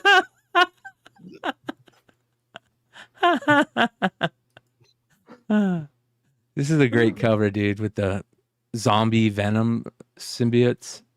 This is Dave Johnson. This does not look like a Dave Johnson cover. I'm like, dude, are you sure? I think that's mislabeled, dude. Yeah, you can see it right here, but it does not look like it. All right, no, yeah, whatever. Fucking Dude, crazy. he hired his son. Yeah, right. All of these are good. All these Venom. He's just bro. He's strung out. He acts his kid if you draw that for him. Yeah. Oh wow. He's like, just draw the zombie. I'll draw the rest. What do you think of this one? This Miguel Mercado. Let's see this. It's kind of interesting. That's pretty good. Yeah, I like that. Her boobs are weird. That's good with the Venom eye. Yeah. He probably wanted to pull it off a little better. Yeah. Good idea. David Lopez, Lyrics Lee. Ooh, here, speaking of Sway, look at this Sway cover. Little Swaby. Uh-huh. Who's that dude? Oh. Polaris. I didn't know, man. Just a human over here trying to make good judgment calls. It looks like a Green Lantern cover. That's badass. This Stegman cover is fucking great. Holy cow. Stegman's, man. Oh, shit. Look at that. Fuck yeah. That is awesome. Juggernaut's such a badass. Dude, but look at the guy with his thumb on the I camera, know. literally just getting scared of Juggernaut. This is a great cover. Casa Grande Stormbreakers. And plus, if they still have that button on an iPhone, you know they're super old. Yeah. And Juggernaut. They're not going to get out of the way. Here you go, Hood. Little JSC number 4, Raw Dog. Yeah. They did a 1 in 100. The Virgin 1 in 500 or what? The Virgin is 1 in 100, yeah. But I like this better. I think sucks, dude. Look, this maybe some mood. Maybe just seeing all SOZOMAIKA's art tonight. Yeah, I know, right? Nothing can doesn't hold up. Yeah, and she said she wanted to draw Emma Frost. I know. I'd love to see her do some Emma Frost stuff. Dude. Yeah. I'm sorry, dude. Come on, you know that's not good. Yeah. She does Emma Frost, bro. That cover will sell out in 5 minutes. DC, you got the Perillo Superboy where he's all fucked up. Logo That's design cool foil. shit, dude. It's really the cool. Foil, the blue foil. I am a Perillo fan, but the blue foil I like too. I just don't like how they keep fucking with fucking John Kent. Like, how is he going to come back from this? They're gonna have to do some magic thing where I think I was talking to the Legion of Comics, where like, how are they gonna fix John Kent after fucking him up like this? Bro, is that ECT from 1950s? Yeah. Sorry. Jesus. Fuck, dude. God, man. Yeah. What are we doing, bro? Yeah, that's really good right there. Lee Weeks, Elmer Well, I don't know why Porky Pig's in there, but I'm here for it. I had a Porky Pig blankie when I was a kid, man. It was my binky. This is Batman and Elmer Fudd special. There you go. That makes sense. Dude, they even made Porky Pig look fucking fire right there, dude. Capone over fucking here, dude. sinister and shit, bro. Look at Leveled Elmer. his ass up. I legit want this comic. Yeah. Right? This looks badass. You know I'm retarded. dude. I want a 9.8. I gotta get this. I mean that looks like it's gonna be expensive, dude. That book, just the way it's drawn, dude. Yeah, Right? Can you see it? Look Yeah, at that. I like dude. that. Porky's never been drawn like that, dude. Yeah, neither is looks Elmer like a Fudd. cold-blooded fucking killer, dude. Yeah, look at Fudd, dude. Dude, he's ready. Fudd looks like Kingpin's poop. Uh-huh. Bro, dude, you thought the miniature penguin Kingpin. was the shit, dude. Yeah, it's miniature Kingpin, man. You Bud's shit him on out. your ass, bro. I'm in, dude. I'm in. Dave Johnson. Another Dave Johnson that doesn't Yeah. look like Dave Johnson. I know, it's weird, right? Yeah, I'm something telling going you, on. dude. He's on crack and his kid's drawing this shit. Pay the bills for his mom, Look at this one. Dude, bro. or he died. It's a different Dave Johnson. Paul is dead. Probably did. Yeah. But Look think at about that. the name. Probably 3 Dave Johnsons in the chat right now. Yeah. Dude, Nakayama. look at that Nakayama, dude, and look how fat that cat is, dude. Which Look, cat? You talk about temptations, dude. Look, watch. Look how Some fat big this old. cat is.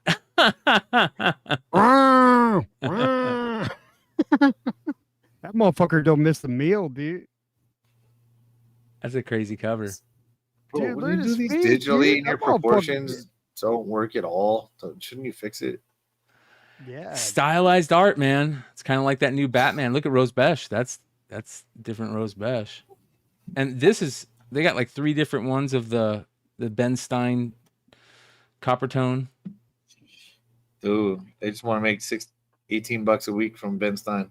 Yeah, I know. Look at this one. What do you guys think about this? This is a 1 in 50. Ugh, That's good. I don't I don't, know. I don't buy it like that. I like Yeah. that. Another one, you know what? Same as the car. I like the fucking concept. I don't like the follow through. Yeah, Yeah. I agree. Crisis blank facsimile. Ooh, look at that Federici. Damn. Federici's amazing. That You know what that cover reminds me of, Brian? The one with the cats. You know what the cover, like you click on it, it just, I can't get over the armpit yeah. and the fact that room probably smells like cat piss. You know what I mean? So you got armpit smell and cat piss.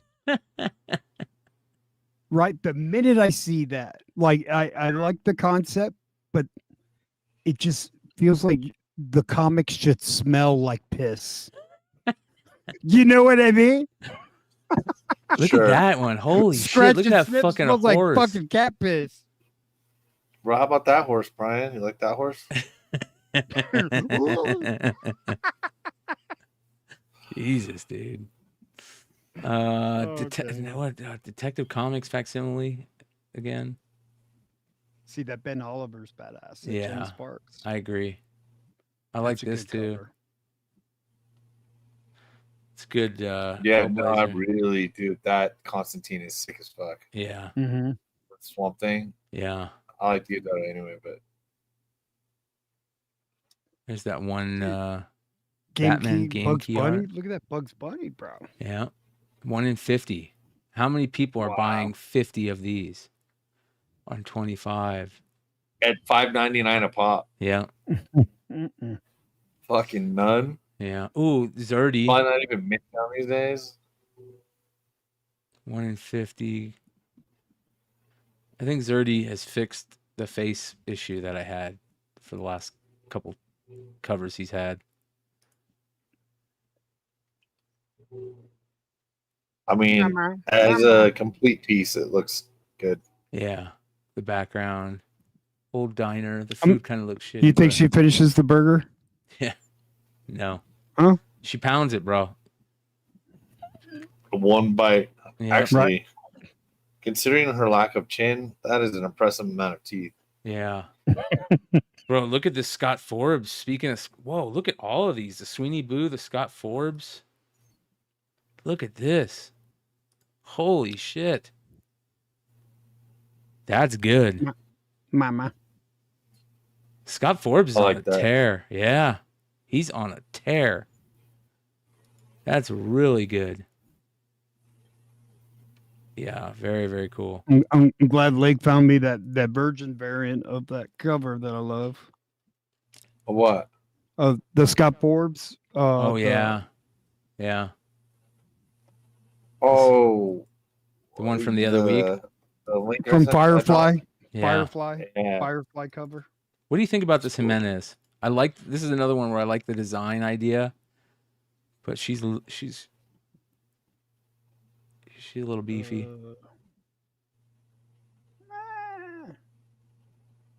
I like the design idea.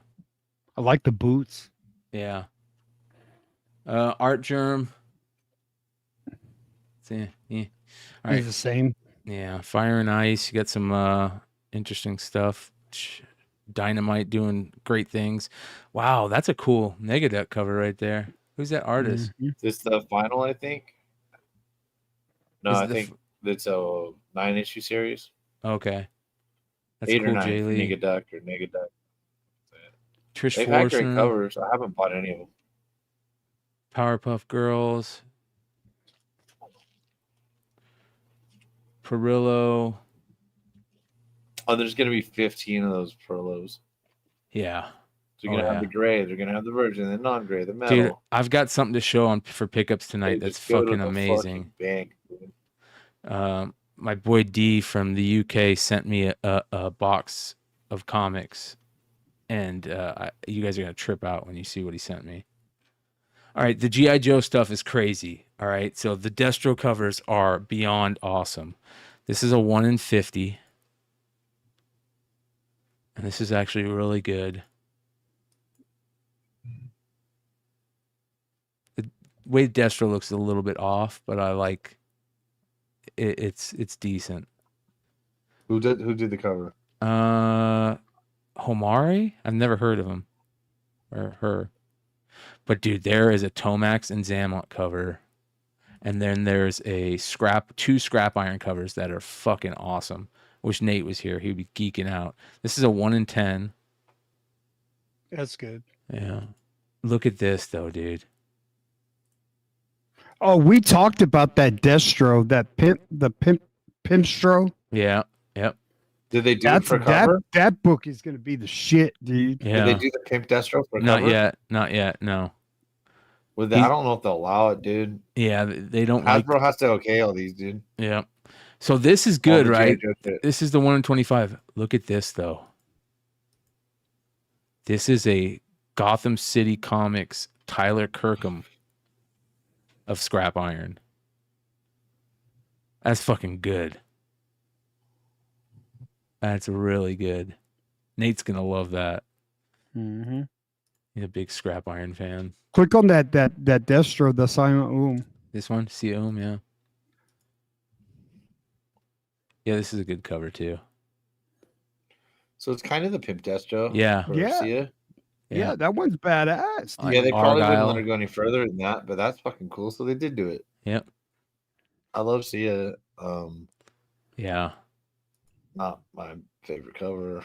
Yeah, I don't like but it's cool. We can't have a good artist I like on before we do this. I know. That makes me think everything sucks. I know. Yeah. Rat City. Dude, Mark Spears is on fire this week. So he's got this Salmon Twitch. Mark Spears is so good. So good.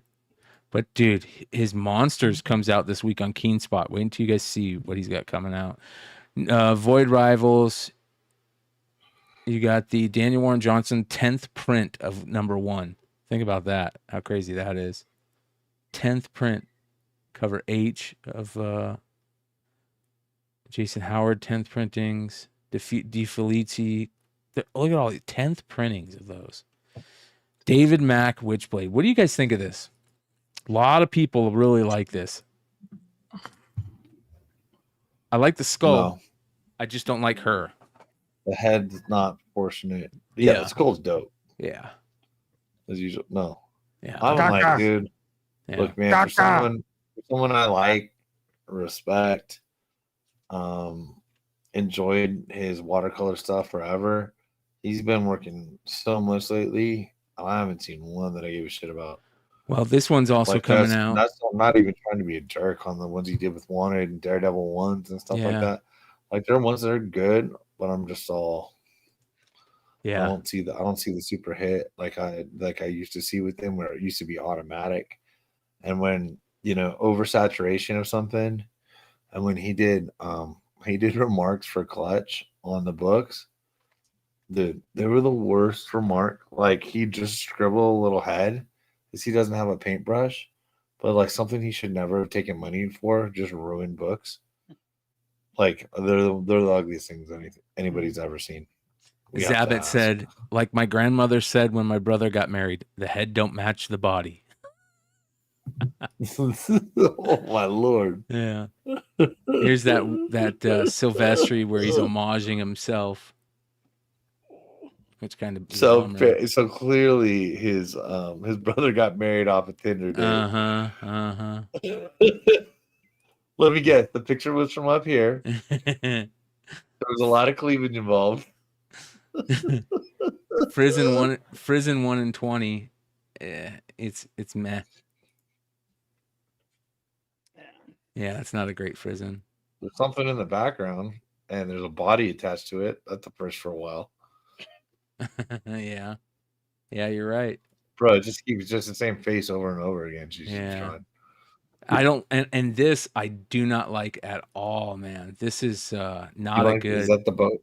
Yeah, the Bowie David Mack. This is not good. It's just off, right? Yeah, it's really off. I think it's the face is really off, and then the cover, the Team Nerd Herd guys said it really well. It's the outfit that he has kind of throws it off.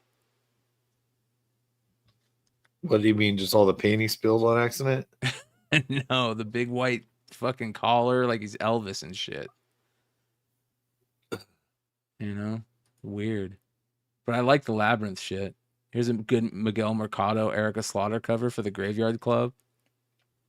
1 per store Virgin variant for that. Miguel Mercado, who's amazing. That Martin Simmons, not too bad. This is Elizabeth Torque. I really like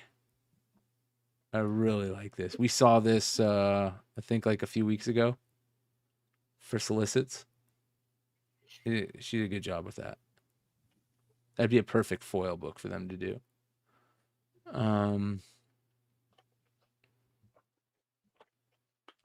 Yeah, that's interesting. Sonic, you got 73rd issue. 75 is coming up, so be on the lookout for that. Some interesting turtle stuff. Mutant Nation. What is this? Teenage Mutant Ninja Turtles Mutant Nation. What's that first Jim Lawson cover? Which one? This one? All the way left. Yeah. I like the Santa Luca one too. Hold on. This could be interesting. A couple of these look all right. Yeah. I like the style. That's stylized. That's really cool with the that's head. that's up my alley. Yeah, that's cool. This one's good too. The Casey Jones seems Santa to be. Luca. Was it a little taxi driver homage or something? Yeah, that's what it looks like, right? Yeah, that's good. Holy shit, is that good? Wow. Or Big Trouble. I don't know. That's a good cover. I like it. It's like an X-Men takeoff. Yeah, let's not pass. Yeah. Federici. Dark Horse. Star Wars High Republic. Lilith. That's a cool Jay Lee for Lilith.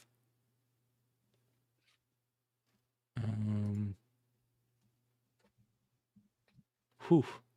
Tulalote. Dude, Deluxe red foil. I know they need to make their money, but it drives me crazy when they do this. Yeah. Yeah. All right. Here it is, you guys. Look at this. So you remember the Mark Spears Kickstarter that he did? Well, it got picked up. So he's doing trade dress versions. They all say Keen Spot on the top, but he's got I think one of these is a new one. But these are all great, man. Look how fucking good these are. So Monsters #1 comes out this week. Pick it up. He's an amazing artist doing. Look at these, man. This one's awesome. The 1 in 50. 141. Dude, that's good. Who's Bride Mark Spears? Oh, they're all Mark Spears. They're all Mark Spears. Yeah, this is his series. It's called Monsters. He did a Kickstarter. This guy, he does this on Kickstarter, right? Yeah, he did a Kickstarter for this, and it was so good that KeenSpot said, "Hey, come do it over for us." Oh, wow. Yeah, that's cool. Yeah, I'm glad that happened. Yeah, he's amazing, really good. So that's pay more attention to his work. Yeah, somehow sign him or something. Find the right project for him. Yeah, I want to get him to come on. He seems like a really good dude. I reached out to Flops Comics too. Flops Comics said he's down to come on. So that'll be cool. Jay Stevens, we got Epitaphs from the Abyss #3. The Jay Stevens 1 in 10, of course, is amazing. This is a great series. Really, really crazy. Rick and Morty. Mad Cave. This is a killer fucking cover, dude.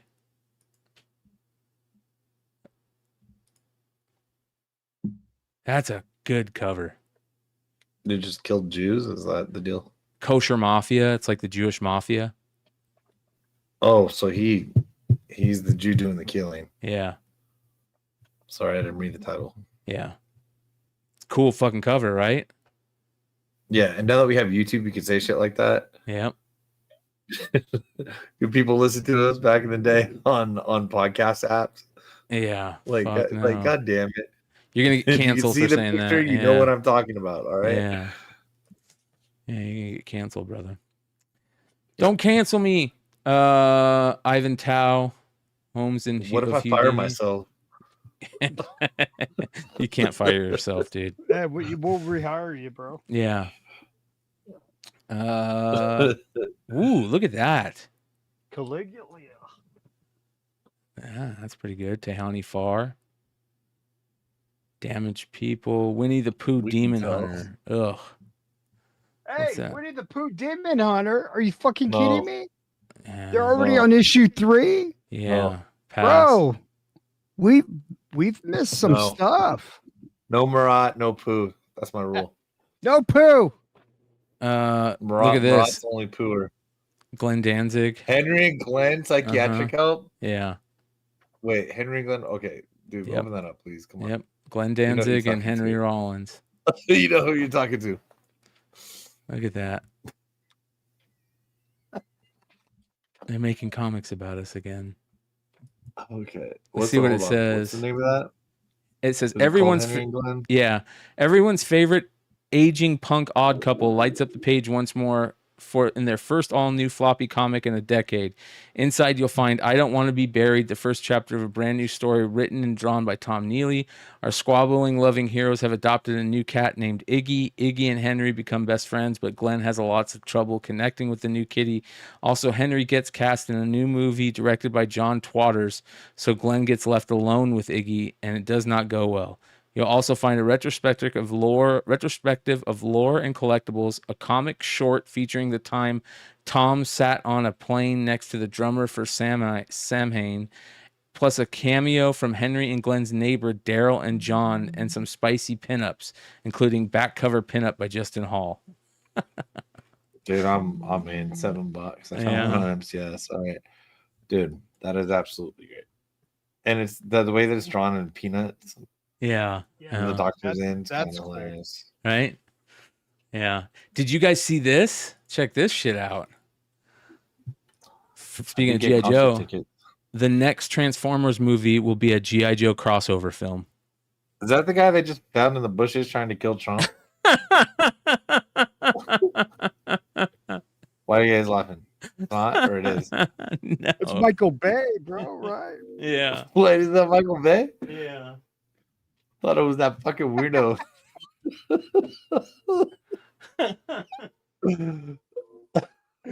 All right. I'm just saying, dude. You guys see what this guy looks like, man. I'm not wrong. That's all. That's all I have to say. Yeah, they gotta show you. G.I. Joe crossover. Yeah, that's good, man. Oh, you know what? Hold on. I gotta show you a pickup. Yeah, let's do pickups and then we'll go through the market report. I got a couple pickups I want to show All you. right, I only got like one thing. We'll just need to pick it up. Okay. Dude, my boy D fucking hooked it up, bro.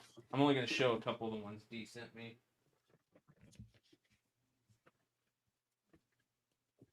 Bro, he fucking hooked it up. You're gonna trip when you see this shit.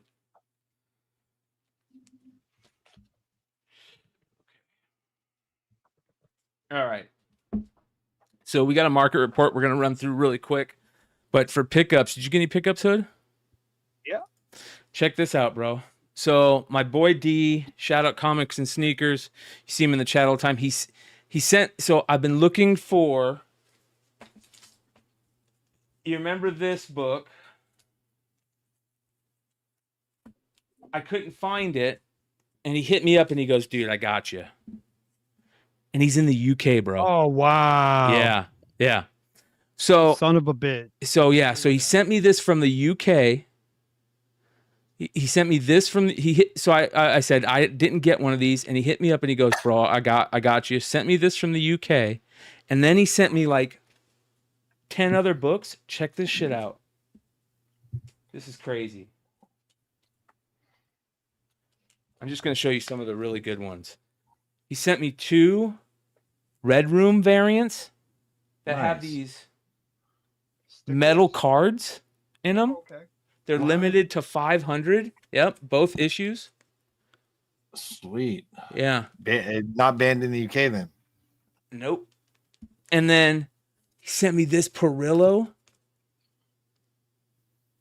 Dude, that is so good. Dude. Wow, that's dope, dude. I've never seen that color scheme. He sent me the Brian Haberlin. I'm actually pressing that right now. Dude, this is the most. He sent me. You could tell, like over the years, he's been. Dude, he sent me the Abolition of Man, the first AI book that we talked about. Yeah. And I got to open that up to see if it's that variant. Dude, check this out. He sent me this. Oh, yeah, that's dope. That's one of my favorites. Yeah. Yeah. He sent me so much good shit, dude. So, anyways, that was it's fucking... all personalized, man. It's all stuff you like. That's like Yep. that's nice things from him saying. Yeah, he sent me a ton of shit, dude. So shout out D. Thank you, brother. I picked this up for super cheap. Aspen Michael Turner autograph. Oh, nice. Yeah. And then look at this. You can't see this. This is foil chromium Rising Stars. You can't see it, dude, but it sparkles. Like, it's crazy. Rising Stars #1, the chromium. It's fucking beautiful, man. It is so crazy. I got to get a good picture of it. And then Mark Spears, speaking of Mark Spears, sent me this. Look at this. Freaking foil. Dude, that's good, man. Oh my God, bro. Hold on. There's more. He sent me this, his Rat City cover. Oh, wow. Yeah. He sent me this. I like that. Look at this one. This one's foil. These are from the Kickstarter. Beautiful foil, signed. And he signed them really cool. Look at this. Dungeons and Dragons. This one's fucking super creepy. And then this, Spawn. And here's another Monsters one. And then this one. Oh man, that is good, dude. Right? Fucker. Yeah, that's good, man. I love this guy's work. Yeah. I only learned about him in the last couple of weeks on here. He's amazing. So shout out to D, shout out to Mark Spears. Thank you so much. You guys are amazing. We're gonna get Mark on here. Here's D in the chat. Comics and Sneakers. Thank you so much, brother. Love you, my brother. Really, really good dude. Appreciate you. And yeah, that was awesome. So, and then I have some other stuff coming that I'm hoping to get by next week. That's gonna be fun too. But all right, you're up, Leg. Dude, this is literally nothing. I have skateboards I can open, but I haven't, so I don't know what's open a skateboard. Yeah, I don't know what's in the box though. So I don't know if they're the I can open the box and check. It'll take me a second. But yeah, man. I was gonna do this real quick for I know we were doing pickups because we were talking about it. Just because and also because the cover price shakers had the all black cover. I only just found out about this book. I only found out about it just now. Where'd you get it? 2004. I just found it on eBay. It's the cheapest one on eBay. It was like $50 or something. Yep, I saw that sale. I saw it. And I was like, okay. I'm like, well, this is insane. Rare. So I was like, because it was they has the all black one that I think is like the next year or something that had them both. And I'm like, all right, if that's gonna get some love. And so I was like, I better buy it. Here's the back. Uh-huh. And so if they're gonna do the movies, if they're gonna do all that, and this is the preview, and I can't find any census information on this because I can't rare. What is that? Like a 1 in 10? It's a convention book. It's a convention exclusive. Convention exclusive preview. Yeah, gotcha. And I don't know a lot about it. Let me see if I do have it on. Yeah, we need to talk to. Like I don't know a lot about this. So I don't know. I don't even think I know the freaking convention. 2004 second series double two. Yeah, they didn't use this for a regular cover. So if anybody knows, that's and also you can't touch comic books with your hands, guys. Yeah. I know my hands aren't greasy. People were complaining that I wasn't using gloves when I was opening those packs. You're okay. Yeah. Oh well, those can wipe those off. But also, you or them can wipe them off. Yeah. That's beautiful. Well, dude. also because people, and I don't mean this, I just thought it was cool as shit. So I bought the cheapest one I could find, which was 40 or 50. Yeah. So I'm all this is dope as fuck. There's not very many of those, man. Dude, doesn't seem like it. They're online. They all cost more. It seems like that would be at like a tonight. Like at a toy con more so than a Joe Con, Spot Con. Yeah. And in 2004, it's 20 fucking years old. Yeah, that's a rare book, bro. That's a tough G.I. Joe book. So I was like, okay, I think that's a good I want it for me, so I know it's a good purchase. When you want something for yourself and it's the cheapest purchase, and it's like $40, not $400, then you're then okay. It's life affordable and such. Yeah, for sure. That's cool. I can open the top of these skateboard. Let me let me see how these skateboard packs come. They're right. I'll be 2 seconds. All right. Hood will go next while we wait. Yep. All right. You're up, Hood. So I picked up a rack of books for $1. So I picked up this one. You ever seen this one? Oh, that's a great cover, dude. Is that Scotty Young? No, I wish. Who is it? Is it Ramos? I feel like Scotty Young did some really early covers for that.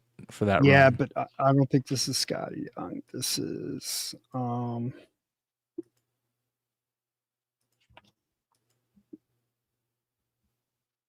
I can't see, but I know it's not Scotty Young because I checked. That's a good cover, man. Yeah, it was fucking high grade. So. And then picked up this Dynamic Forces. Ooh, True Blood. That's a tough. Oh, those are tough, dude. Tough, the bro. ones, those are tough. And the Dynamic Forces, True Blood. Yeah. Homeboy sent it to me, so I've never even seen it. Thank you, bud. Thanks, homeboy. Ooh, nice. So, yeah, got it for $1. Some early Diodato. Yeah. Goodness. Yep. Found this, if you could believe it, this King in Black Ooh. for $1. Stegman and Donnie Cates are on there, right? I got a couple of these. Paul Pope. I love this cover. Yeah. Don't ask me why. You were talking about Mercado. Yeah, that's a good cover, This is a dude. badass fucking Mercado. Yeah. Another J. Scott Campbell from Onslaught. No, this is Michael Turner. Yeah, Turner. Yeah, but Campbell's got some variants. Tough book. There. Some 7 to Eternity. Great cover. This one, yeah, this one is oh my god. I forgot his fucking name. Come on, what is it? What is it? God damn it. I got old timers. This one is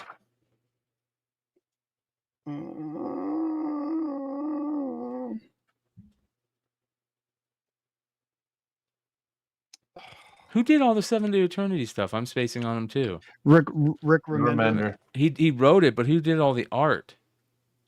Who did all those covers? Opena did a lot of the covers. Yeah. But they had variant covers like this and like this. This one's a badass one. Yeah, they had a lot of good stuff. I found this variant, and this variant goes for a little bit. This one's kind of crazy. Picked up this Zombie World #1 from Dark Horse. You remember this one? Yeah. Oh yeah. There's also another really good zombie cover, Zombie World cover by Frank Cho, I think. I had found the newsstand, but I got like 17 of these now, man. And this is J. Scott Campbell's first artwork inside a comic. Yeah. Right. It's yep, he did a pinup, very right? low key. Very low key. It's in the back of the book. So that's Jeffrey Scott. Yep. He sent that in, yep, as a letter, a pinup from when he's right a kid. There. Yep. That's awesome. And then I found the Spawn 327 for $1. Beautiful. That's a good one. And then look, hey, $1. Oh wow. Dude, I just got one of those like at WonderCon. It wasn't $1, it was like $5 though. And I was like, bro, the fucking Birdman Lugs variant. Fucking A, bro. Dude. Hey, if you look, let's put it this way. You haven't been in the modern flip game if you don't know about the fucking Birdman Lugs variant. Yeah. Put some respect on it. Put some respect on my name. Aliens 3. You remember these? These were the original early adaptation of Alien 3. So wow. These pretty hard to find. And then I found this Plastron Cafe. That's cool. It's a Turtles book. Wow. Yeah, so you open it up, it looks like some just different, but it's actually by Kevin Eastman. It's all Turtles. Oh wow. I've never heard of that. Yeah. So that's on cool. the top is Mirage Studios from 1992. Yeah, it's an homage cover, it looks like too. Yeah. Wow, dude. That's why you need clear backing boards, brother. Yeah. And then picked up this Varegi Bloodshot. I never pick up Bloodshot by Varegi. Yeah. Cool. And then Wildsiders. buddy of mine sent me this. Ooh, that's awesome, bro. Signed too. I've never seen that. When did that come out? Well, I've never. It's not a store variant. I've never seen him sell the JSC. I've had a lot of. I don't say a lot, but I need one of those. Also, I can't get the fucking. I haven't been able to get a fucking 9.8 on those things. I have to get one of those. That's awesome. awesome. I've had a handful. You never seen the Wildsiders? Not the lenticular one, no. I've only seen the lenticular. So this is it's got the I think there's the hologram there and there. Yeah. You ever? I've never seen it. He's big on signatures and holograms, bro. He throws those around. Yeah, those are cool. So 1 in 20 incentive. So I'd love to do a hologram. Yeah. Buddy of mine sent it to me. Yeah. Is it new or is it the original? No, it's the original, man. Then he had those in his basement or something, dude. That's like a 15-year-old book. Oh yeah. Yeah, that's an old book. I've been flipping those for a long time. Yeah, it's such a tough. I've never. I've had like 6. It's not like I've had like badass cover. Yeah, it's really cool. The AF 15. and then is this a 6-gun? Yeah. The variant, and then these Superboys I got for $3 a piece, dude. Adam, decent shape. He was showing Wildsiders #1, the lenticular cover. Funny animals, nice. Yeah, or is that early John Byrne stuff in that Charlatan? Yeah, I'm not showing anything yet, Adam. So, Superboys. Yeah, so, not too bad. Yeah. All right, let's see these skateboards. All right, so here's a problem. So I ordered. So I get in and I'm gonna order like the mega sets or whatever on those Get a Grip Garbage Pail Kid skateboards, right? All right, cool. I'm gonna do that. I get hit with that triple PayPal authentication matrix of no, your email, now your phone number. Now you have to decide which one of these things has a bicycle kind of things while I'm whatever I was doing something. And I'm like, son of a bitch, and I'm trying to get through. So like sets of 3 like sold out. The $1,500 sets with all the variants and all that shit, they sold out fast. Okay, it's only being 100 boards for each of these things. So I said screw it, which I probably shouldn't have, and spent like $900 on two of each. Okay, so they sent me a box. It's 3 boxes taped together, obviously. They sent in one order. Makes sense. There we go. So I just cut them open while we're sitting here.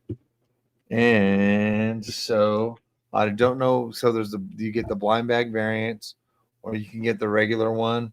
They're not clear on how they're going to come. So I'll show you one. But so 2 of these came in each box. These are what I ordered. Is just this. And so it's just blind bag with just the thing. Here's the problem I'm running into right now.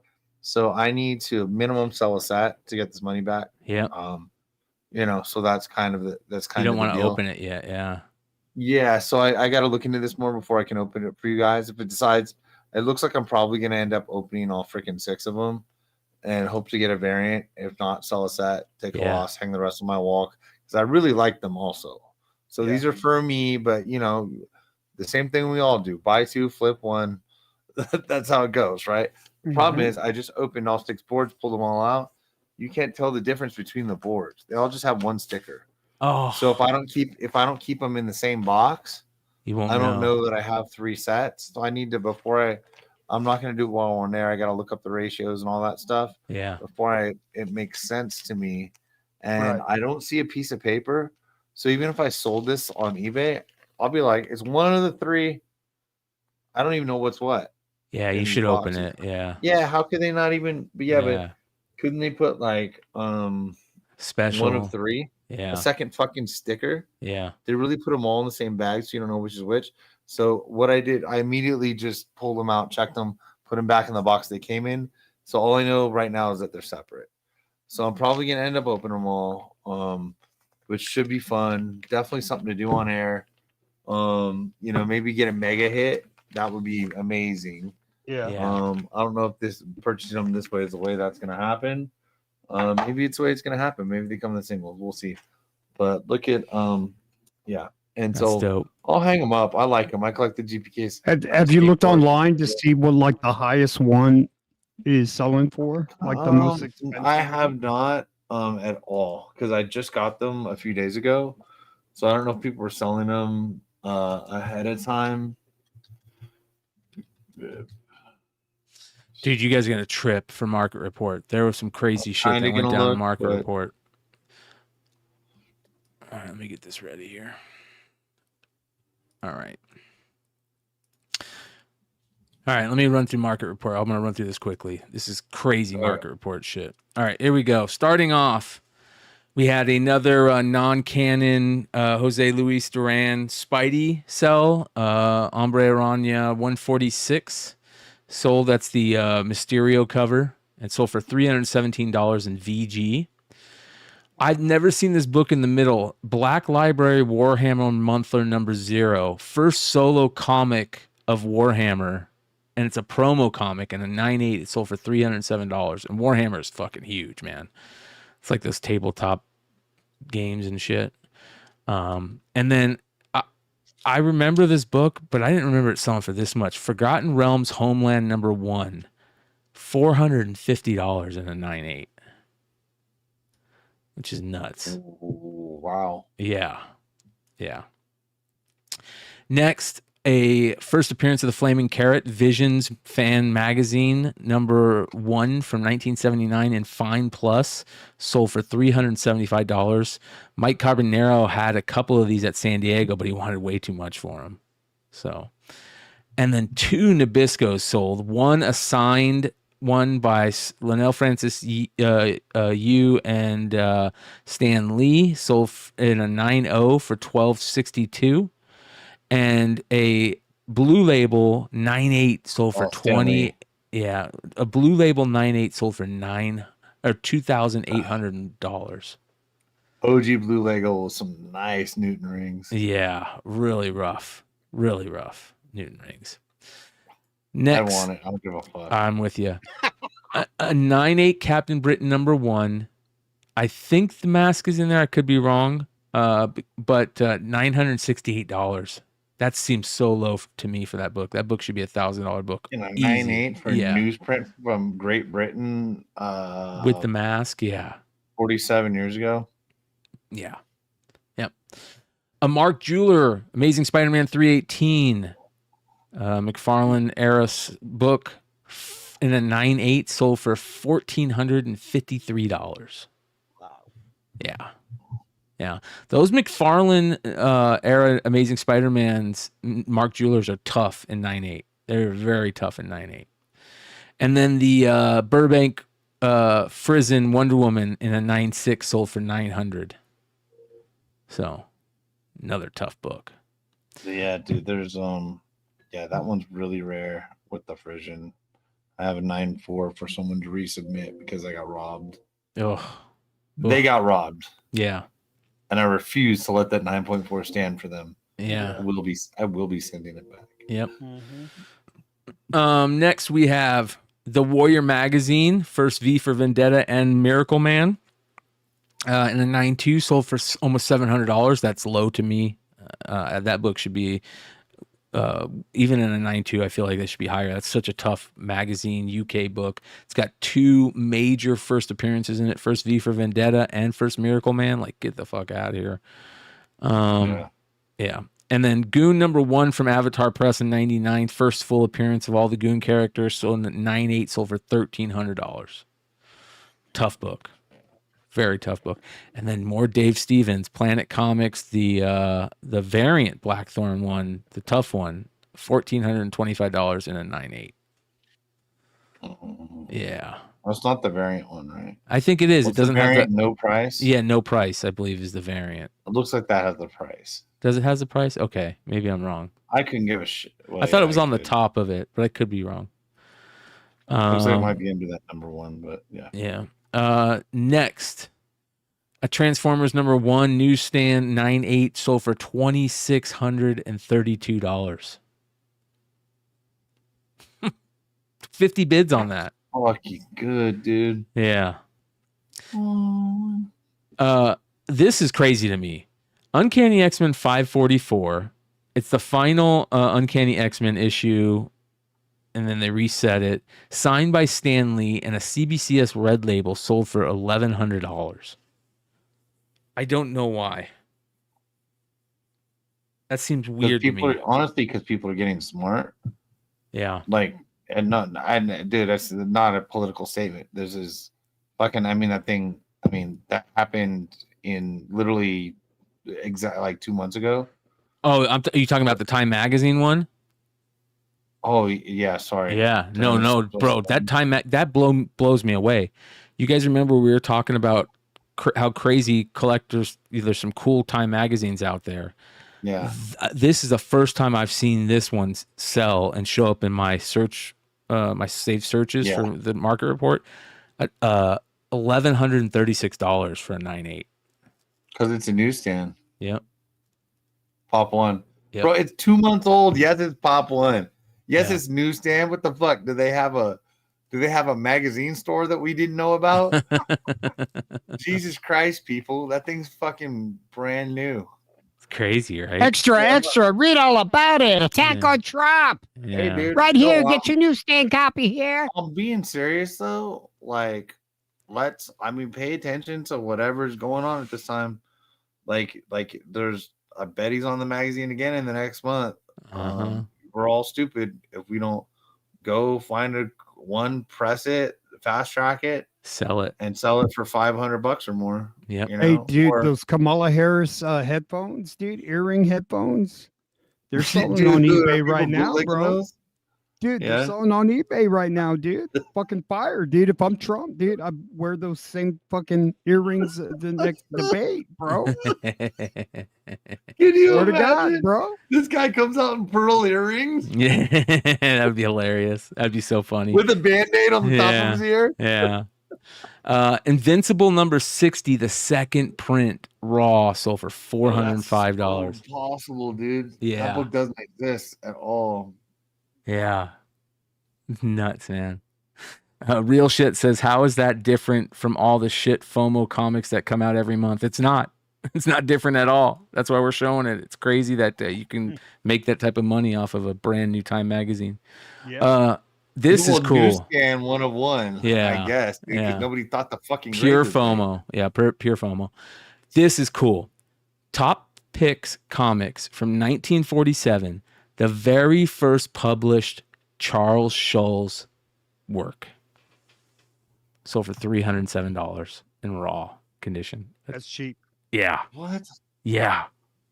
That's something probably Vinny bought, dude. Right? You know what I mean? Totally, dude. Totally. By the way, shout out to Vinny. and He's in Singapore or Japan or something right now. He's all over the place.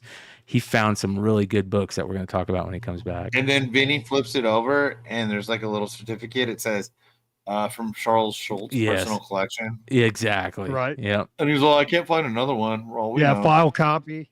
Yeah. A file copy, a Sports Illustrated one. Yeah, that's cool, man. Yeah. The second El Sorprendente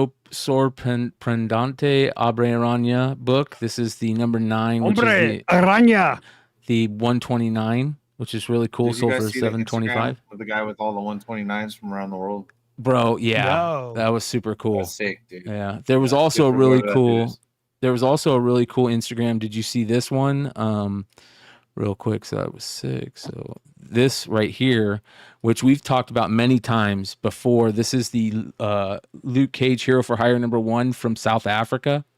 This is that really, really cool book where they, this was during apartheid, the end of apartheid. And yeah, this is such an amazing book. We've talked about this before, but shout out to Infinite Crisis on Earth Comics. He says on IG, he says, I've realized a good number of books I thought I had posted, but I haven't, at least not in a decade, not in a dedicated post. So here is a first shot at starting to remedy that. This one is very hard book to get a hold of and is an amazing historical artifact in that it was published during the apartheid in South Africa and featured an African-American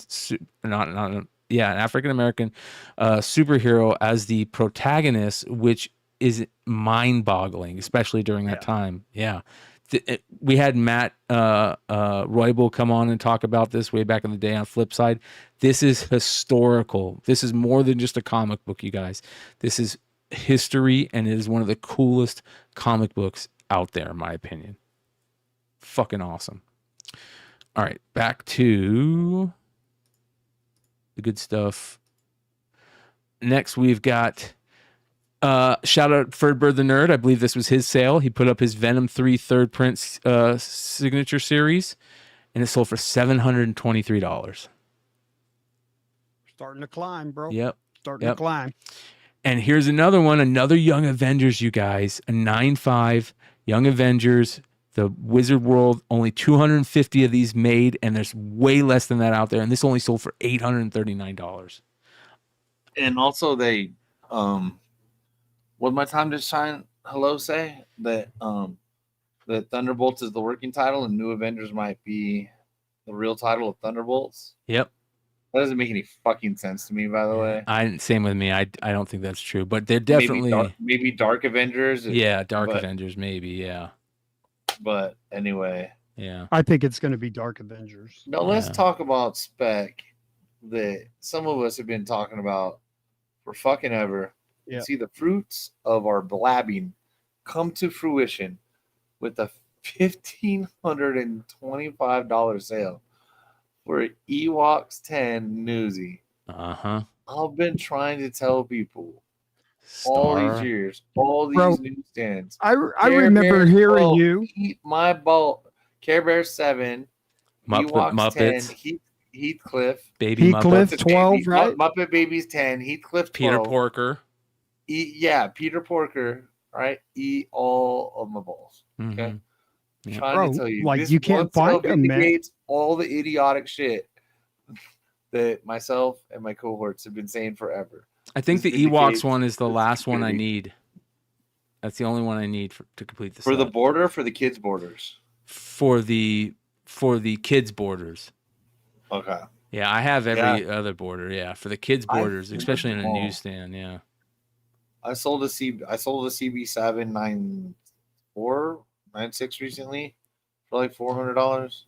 Not newsstand. It's impossible. Yeah. All those books are tough. What do you guys know about Muppet Babies 10? I know, right? What do you know about Heathcliff? All right. I got a 9.6 Muppet Babies 10 newsstand, I think. Really? Moving on. Hell yeah. Check out this Scarface book. Al Pacino signed Scarface #1 movie photo cover variant, a 9.8 signature series. That's cheap. All right. And here's another Stephen Platt, the Wolverine 310 color 1 in 100. Sold for $1,780 and a 9.8. Yeah, dude, what was that? Like half the price of the last one, like 2 weeks ago? Yep. It's crazy. That makes me feel better because that's around when I sold mine for. Yeah. And then I love Jack-o'-lantern covers, and this one's tough. This is the glow-in-the-dark Halloween #1, glow-in-the-dark edition. Signed by John Carpenter in a 9.8. Sold for $665. Just almost hit that $666. Wow. Yeah. That's such a tough book, that glow in the dark. It's so good too. Next, this is cool. A Sonic Youth Nirvana original poster from the 1990 Seattle and Portland shows. Iconic imagery right there for Sonic Youth fans. And it's got Nirvana on it too. That's awesome. $208 for that. And then the classic, I remember seeing this so much as a kid, the David Lee Roth Jump poster, right? Amazing. $661 for a decent version, a decent condition version of that. 24 by 48 inches. That's a big poster. Yeah. And then this, I got to find out more about this. Jack White had a show where he gave out, or this special currency was dropped or something, and they're selling for a ton of money. And I don't know what it is, what's going on with it. I got to look more into it. This is like a perfect International Comics type, Josh type thing right here. No, this is something Vinny show up with, dude. Yeah, right. $409. So anyway, yesterday I was at this Kanye show, but Jack White was next door, and he dropped some money from the ceiling, and here's what I got. Yep. Next, old school Captain Crunch toys that came in the box. 8 of them. They're the wiggle figures that had like their heads move on a spring, and with the tape and instructions for one of them, $322 for them. 8 of them. Those original bobbleheads, bro. Right. And then a super rare Australian G.I. Joe Cobra Officer mint on card. I've never seen one of those mint on card. $963. It's cool. Autographed Travis Scott action figure sold for $1,525. That's crazy. And then a Momoko, the original Teenage Mutant Ninja Turtles #100, sold for $305 raw. Remember, everybody talks about the pack where they're all in there, but I remember when I got my old school Constructicons, they were single packed. I didn't have the all in one. And a single pack on card scrapper sold for $1,225.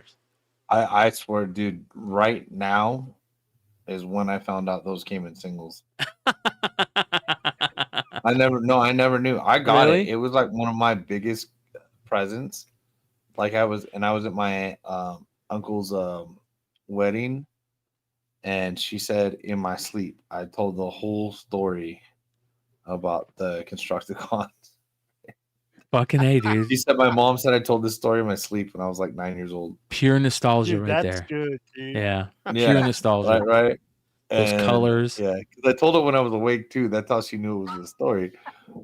So once you get a set like that as a kid, now Right. kids are like, can you help me for an hour? They want $50. Yeah.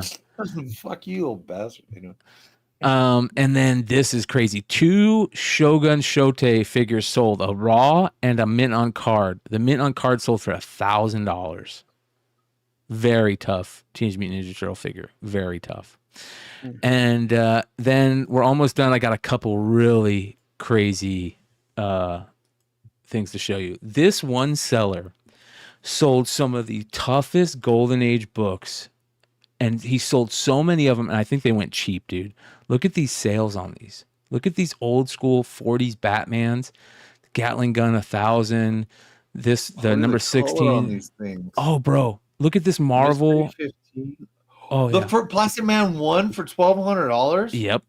Yep. Such a fucking pie hole, dude. He sold all of these, and some of them went so Spidey 5, cheap. First Doc Ock, Spidey 3, all in one sale. First Sandman. Look at this Detective Joker 85. Joker. That's absolutely insane.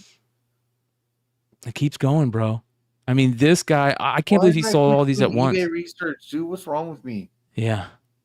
Look at this one. Bro, you could have made your nut for the whole year. Batman 13's coming up. There it is. So I'm looking at covers, not reading it. Bro, it's going to keep going. Look at this. I mean, it was absolutely bonkers, dude. Dude, you know what? He just had those in his basement, and he just made $50,000. He's like, cool. Yep. He could have made more too. Look at that. $4,000 for that 16. Cool. There was a ton of crazy sales. I hope he was like anti-pressing. Yeah. Or not pressing, but anti-grading. Yeah. He was like, no, this is what you get. I've had these my whole life. Don't you dare put these in plastic. This is kind of crazy. I can't remember if this is how the DC Universe variants one came in a set, but this is a set of Adventures of Superman. The Death of Superman, right? It's the whole pack. It's got 16 comics. I don't think there's a DCU Superman 75. I think there is, but I could be wrong. Are guys in here? Is there any DCU guys in here? Let us know. But I don't know if it's going to be in that pack. Yeah, and it sold for $325 for this set, unopened. It's in that fucking pack, dude. So I would love to know, because I know they sold packs like this that weren't. Clutch showed his one with Batman Adventures 12 the other day. So yeah, there were DCUs. There we go. There are for sure. That's super crazy. If this is the DCU, I don't know if it is. Many out there, man. Yeah. Look at this. You guys are gonna trip on this. Everything in this picture sold for $900. You guys. 2 Clone Wars. Even with comicbookexclusives.com matching. Yep. I sold my matching set of that for like $2,000. Yeah. Dude, $900. This book used to sell raw for that. This book used to sell for that. 9.0 Heir to the Empire. That's not that great, but a raw Clone Wars 1, a 9.4 Clone Wars 1. I mean, direct. Here's the matching set, 9.8. I mean, $900. Star Wars has fallen off so hard, it's unreal. To get all those keys for $900. They shit can the Acolyte. So. Yep. This is amazing. I hope Agatha's good, man. Dude, check this out. Wartime Romances #2 from St. John Publishing, $510 for a 5.5. Look at this cover, dude. Super foxy redhead. It's a military cutter. Look what it says. Off duty and out of bounds. An overseas Bro, they love did affair. not let women serve in the military. Matt Baker cover, dude. Oh, it's Baker. Okay. Matt, look how great that girl looks.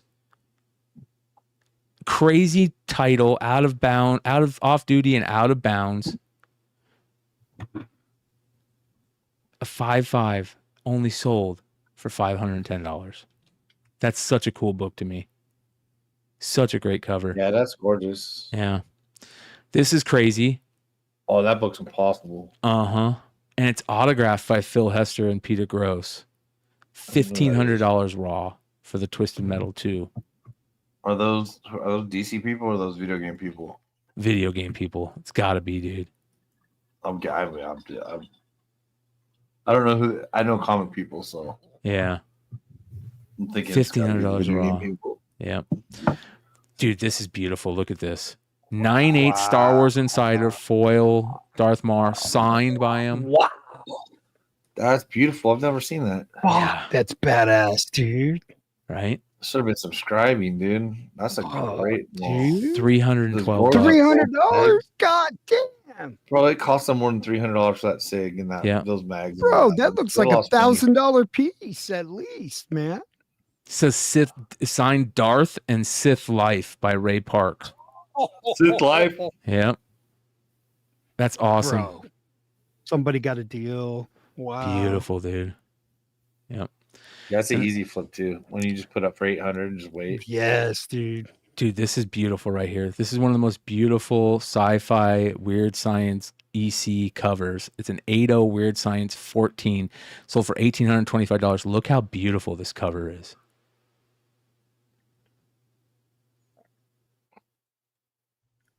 Absolutely gorgeous. That's not crazy. That's not Frazetta, no. Wally Wood. Even There just you as go. good. Yeah, top 3 comic artists of all time. Frazetta, Wally Wood, Alex Ross. Right there. Top 3 comic J. artists Scott of Campbell. all time. J. Scott Campbell. That's I can't one of hate the- on any of your choices. I'm not Yeah. sure. So good. Forget about J. Scott Campbell. Look at this. So Star Micah Wars did. early bird insert, intact, 100% off. This is the first thing that you could get for Star Wars figures back in the day was the early bird kit. And this is the original offer. It's intact. Wow. Right? So for That's one of the key $460. things you need if you're going to send something off to AFA and get it rebuilt. That's one of the main things right there. That's cheap. Yep. That's fucking cheap right there. Next. All right. The reason I'm showing these is because I think personally that these figures are better than Marvel Legends, and I'm surprised they stopped making them. These are the Marvel Universe in Infinite Universe figures. They're smaller, but dude, they are so badass. I love the Red Hulk. It's so good. This guy sold a ton of them. I mean, almost like the Spider-Man are so good. They're posable. So they're all loose and he just kept the back card? Is Yes. that the deal? Yep. He kept them all. He's got all the Spider-Mans. He's got the variants. They also came in variants. Dude, these are so badass. And what's his Ghost Rider. name? No, Dude, these go are back. these are so cool. They're super posable. Bro, he went to bed with these. Archangel. Yeah, no, the second one. Juggernaut? Juggernaut. That one's Yeah. a hard one to find, dude. Dude, these are the best figures. I like these better than Marvel Legends. Look at the Apocalypse. The World War Hulk is amazing. Are they like G.I. Joe size? Yeah, and they're 3. Yep, they're G.I. Joe size. They're amazing, dude. So fucking good. And he's got a ton of them. He kept all the backs. He's got Bro, what kind of variants. kinky shit was he up to? He opened 3 different X-23s. Right? Look at how good the Spider-Man look though, and the Hulks. Craven is badass. I do like these. The Anti-Venoms. Oh, dude. Oh yeah. I'm always looking for smaller things to collect. Yep. And these are just amazing, dude. And he sold there's got both beasts. He's got all the variants, everything. He sold all of these. There's a Hulkbuster. I mean, crazy. How much do you think he sold them for? $400. I think whoever got that got a great deal. How many? 99 figures. Yeah. For $400. Yep. That's a deal. All right, check this out. What do you think about this? 32 gigabytes of the rapper Drake's Lost Files. It's a 32 gigabyte Kingston card. It sold for $100,000. It's probably fake, but let's see what it says. This is a rare find for any Drake fan, a collection of lost files containing unreleased content from the rapper. These files are a must-have for any Drake enthusiast. The files are in their original state and are perfect for those who appreciate Drake. With this collection, you can be sure you're getting a piece of history. These files are a great addition. OVO memorabilia collection, sure to conversation starter. Don't miss on the opportunity on a piece of Drake history. The memory card you're about to purchase is a one-of-a-kind item that any music enthusiast would be proud to own. It's lost. It is a lost and found memory card with hours of original content from Drake, featuring Kanye West, Scottie Pippen, Drake University, OVO Squad hanging out, behind the scenes to music videos and more, making it a value addition.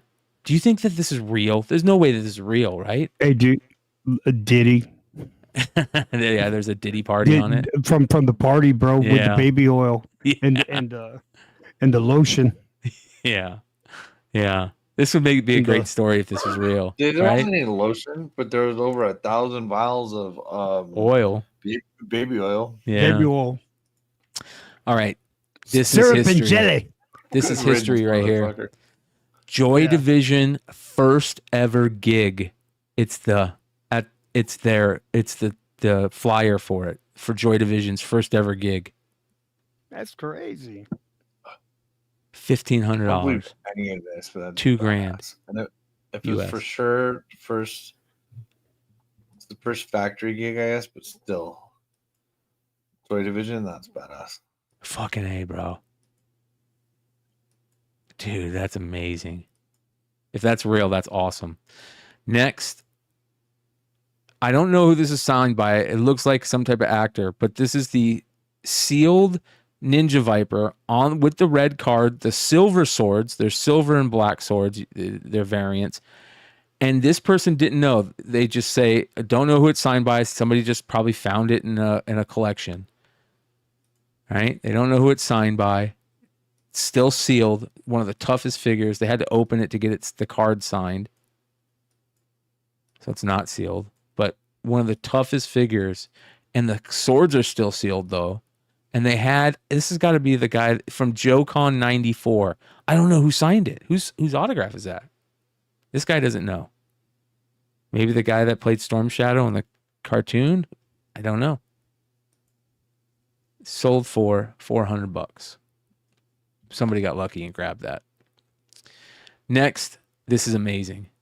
Nintendo Power #1 in an unopened envelope. Sold for $2,550. Dude, check this out. We've seen another not like one. That, though. Fuck. No. Unopened. I mean, just part of it's open. Wow. That's badass. Yep. $2,550. And finally, press that envelope too, bro. I know. Fix it up, make it look pretty. I've never heard of these. I don't know what this is. It's called California Pelican Magazine from 1965 and 1966. Look at these covers. Pelican, man. Pelican. A California Pelican. You got a Batman as Pelican as the Batman. You've got Spider-Man and Hulk from 1965. Yeah, give me that. I want that all day. Yeah. That is awesome. Bro, Beatles. that's like Spider-Man's second year of being around. Yeah. Third year. Here's the back. That's I don't know what the Pelican is. If it looks like ASUC magazine. What's ASUC? UC Berkeley? I don't know. ASUC. No, it's a not. sock It's store. not a California school. Okay. Who did the art on Spidey and the Hulk? It looks like Kirby, right? There's no UCA. University of California, Arizona State. Yeah. That looks like Kirby, right? Yeah.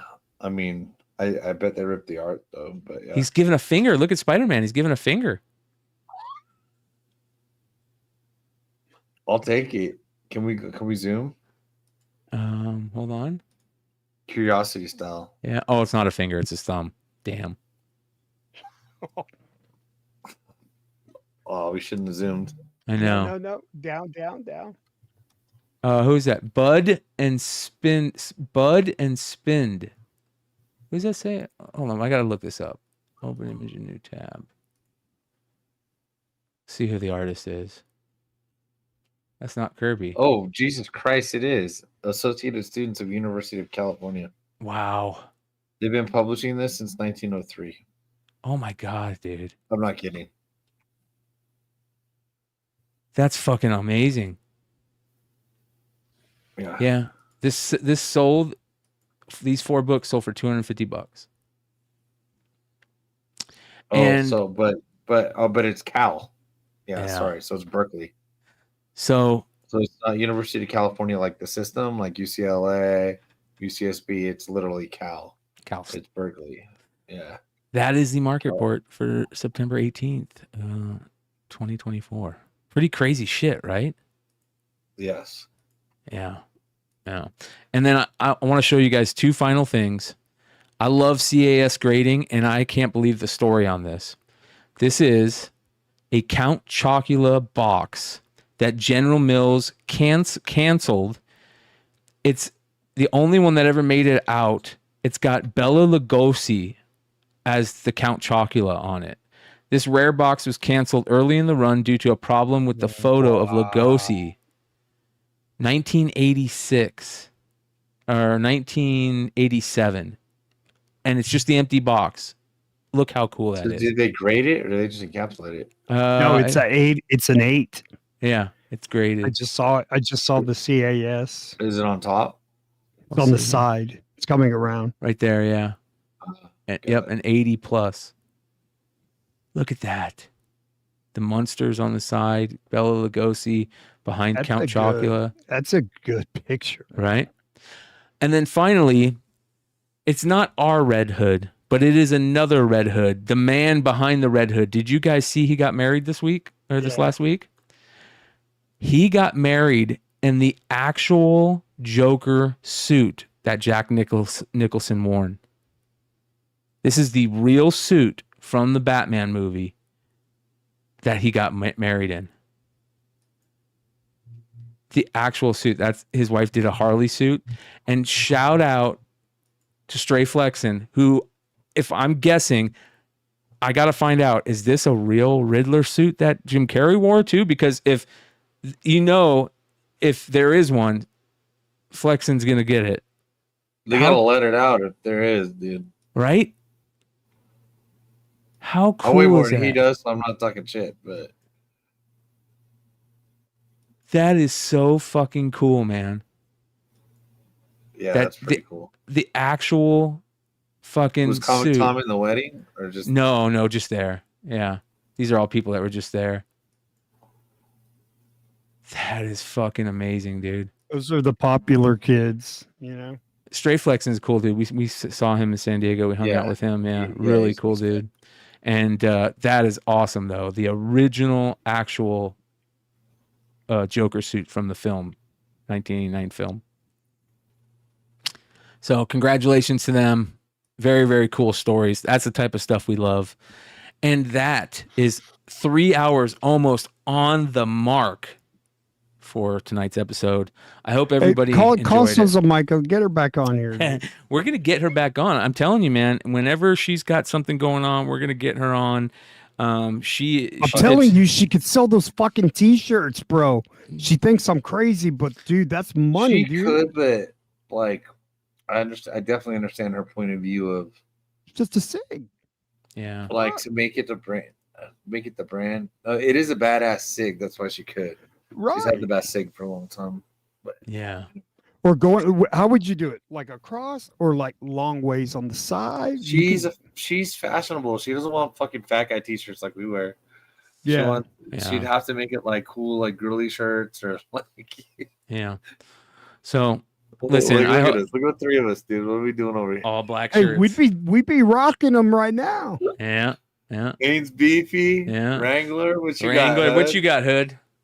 I got the. Dickies? You got Carhartt. He's got Carhartt. Haynes Beefy and Wrangler, dude. Hey, look at Oh, this. this is an extra large, motherfucker. Yeah, this is extra large. Fits you good, brother. I've been on a diet. This is extra large. Yeah, good for you. So last year would have been double X. You know, there is one thing. there is one thing I do want to say before we go again. Fucking Big Clutch is fucking such a mensch. It's unreal. His saga that he is going through right now with the pit bull, the mama pit bull, is so cool. They found this mama pit bull wandering around the neighborhood. Somebody just left her there, and she was just hanging out. And so finally they got her to get into a kennel, and they put her in his backyard, and he's trying to find rescues for her, but she's so scared, and him and his lady are doing their best to try and, gain some trust with this dog. And if you haven't been following what they've been going through for this, make sure you're following Clutch's IG. Again, one of the best guys that I know, and I'm proud of him for doing this. And even though he's not here, I want to thank him for being so cool and doing this. This is the mark of a good human being, you guys. This is how you know somebody. We already know that Clutch is a good human being, but this is just more proof. Yeah, and he's like, so his birthday is a little bit before mine in November, but he's still a Scorpio. So my bro, I'm a Sagittarius. Yeah, that makes sense, bro. He's way nicer than you. So I'm a Sagittarius. I'm Sagittarius. I'm like Clutch. You're the nicest Scorpio that has ever existed on this. No, I'm nice, bro. Dude. Yeah, you're nice to me. And I love you guys, man. Also, I did do homework. If anybody's still hanging on, Superman 75 does not have a DCU. Okay. Shout out to Daryl Miller and Bruce for letting me know that. Fuck Brucifer. Brucifer is a fucking POS. But thanks for giving us that information. This is what I will say. This is fucking amazing. And again, one of these days we got to do a DCU show and get all the people that actually like really, really started that DCU thing again. I doubt if we'll ever be able to pull it off. But that being said, I apologize, Sean. I probably shouldn't have said that, but I'm going for my DCU chat, man. I wasn't prepared for a comeback. It's never been mean to me. Hey, you guys hang on after we get all our guys. I'll say why I said that, you guys, just so you guys don't think I'm a big asshole. Brucifer is one of the guys doing the fuck shit behind the scenes at Renovision, sending people messages behind the scenes, talking shit about me to anybody that posted good things on my posts. So that's why I say that. But yeah, bad form, Brian. That being said, much love, you guys. We'll see you guys when? Saturday night, right back here, Modern Comic Mayhem. Drama Alert's gonna be interesting. Peace.